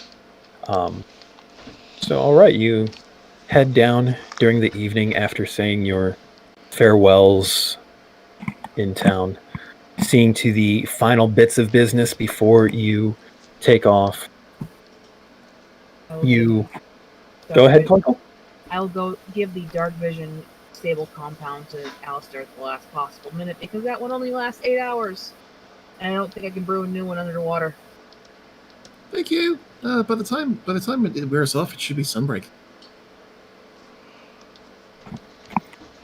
You walk along the piers. You find a appropriate place where you can dodge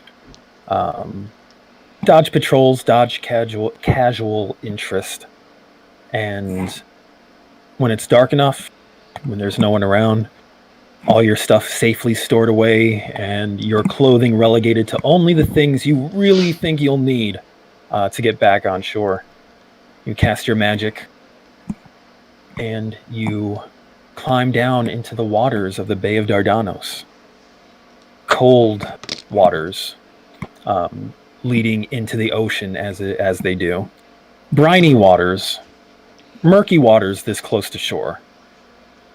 And you kind of follow the slope of the seabed, drift through. It's very salty. There's also some weird tangs that you can't quite place. Who's drinking the water? Not drinking, just tasting. Felix Just tasting? immediately tasted the water. Oh, Felix immediately Immediately. tastes the water. Sorry, I missed that. Felix, are you tasting? You can see bits and pieces of junk along the bay floor here. As you start to head out further, you can find shapes in the water of sunken ships that have been there for ages. Skeletal hulks, and moving through the water, it is difficult terrain. Your visibility is limited. So all of these things kind of loom out at you from the dark in shades of black and white and gray. Shades of gray, rather. There are fishes that move around that are stirred up from your passage. Depending how you feel about such a situation might impact how you approach it. Personally, I find it kind of terrifying. Oh, it's fucking horrifying. Giant moving skeletons of ships. Oh god. Felix loves it. Loves every bit of it. You would. Like that shark statue at the bottom of the lake where their scuba divers go. Anybody in the room ever play Soma? I'll come back to that. Will producing light help or hurt in the murky water? Oh, you'll hate it if you hate it now. You'll hate it even more. Oh no. I'm wondering how far 5 feet of bright light and 10 feet of dim light would carry.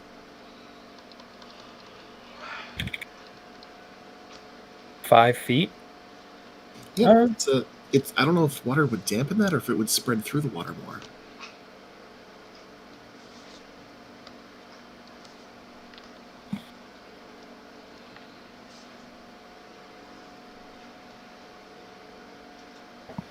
I had to find that clip and post it in Gen Chat. Oh no. So, once you get into deeper water, a light source would not travel very far. It would just kind of be around you and your party. There's no concern about being discovered from up above because that bay dips off as it approaches the spires out at the mouth of the bay. So, Thinking in terms of visibility, if it would help us or hinder us. Not Nani would summon a whole lot. dancing lights anyway because reasons. The magical orbs that kind of spread out around with dancing lights does offer some vision. I would say basically the light range for everything would probably be halved. Yeah, the Important. lights do draw the attention of some of the fish in the bay. Frightens away other fish in the bay. There's a lot of bottom feeders down here, but once you get into the open waters, you start to see a lot more larger fish swimming about. Some unsettlingly large. We can't talk through our earrings, can we? Do we have to think to use those, or just talk into them? They've always been used as kind of whispering as you activate them.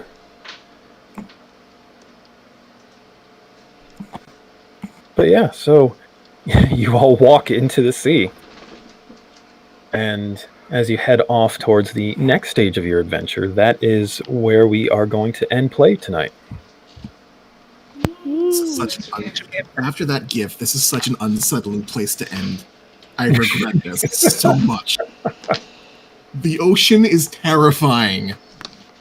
Yeah, It is. Why did we leave at night? Because it's we didn't want to be amazing. seen. that too. I'm just a boy and a lad. This is too much for me. Just don't go into deep open seawater. You'll be fine. Just don't stray. Can we just hang by the shoreline by the junk? No, we have to go for the shipwrecks. Well, I mean, there might be gold in them. When did I turn into this? I don't know. We just got paid. I just got paid. So God. as mentioned, there will be form games open if for finishing up business, taking care of any things you want to do before you leave town. Yeah, that's it for tonight. You got paid tonight. You learned some things tonight. We learned some things. We figured some things out. Eldritch machines are a thing. Lividel threw himself off of the cliff. Who would have thought? That's totally what happened. What a, I always thought he was the most level-headed of the ruling party. Can I go around town going persuasion checks to make people believe that is actually what happened? Honestly, there might be a little bit of like whisper campaigning of like, no, when he lost the castle, he just threw himself off the cliff in dishonor. He lost his goddamn mind. Absolutely refused to be taken captive. You most certainly can stir up some things in the course of the day. Him and his closest guards. I mean, like 5-6 bloodied bodies landed in the temple square. Yeah, plant some seeds of chaos. You all know that there were witnesses who fought you that you kept alive, so there'll be contrasting stories for a while. I mean, obviously they want to tell something that makes them look bad. Obviously, they're saving face. No one can blame them, but everybody knows how that works.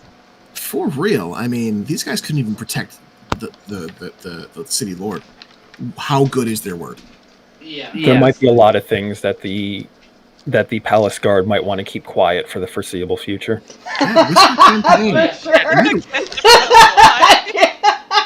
This whisper campaign is going to guarantee we can come back.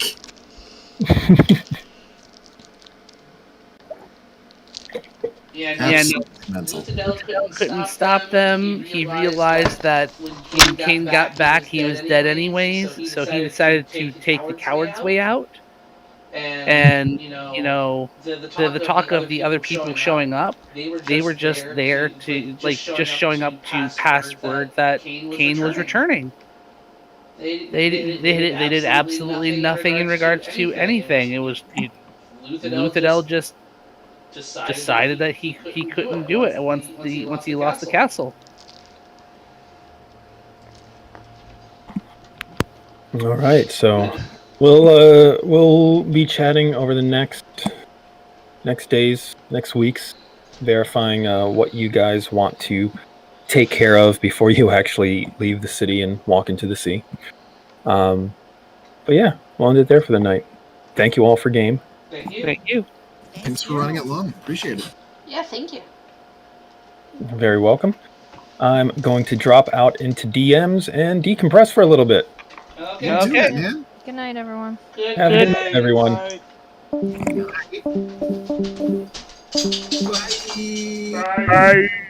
Dropping like stones. Good night.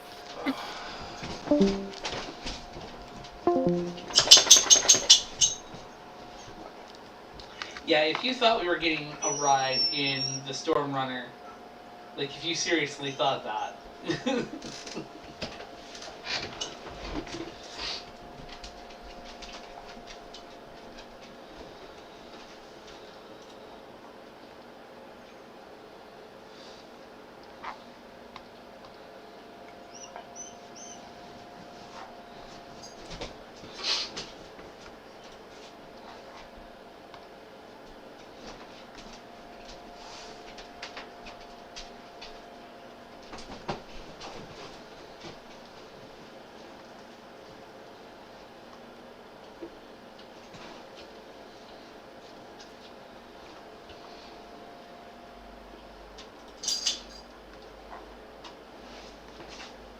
Rar.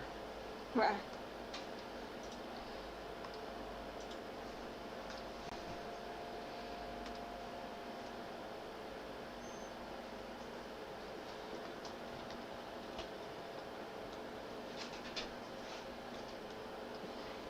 Okay, that's kiddo.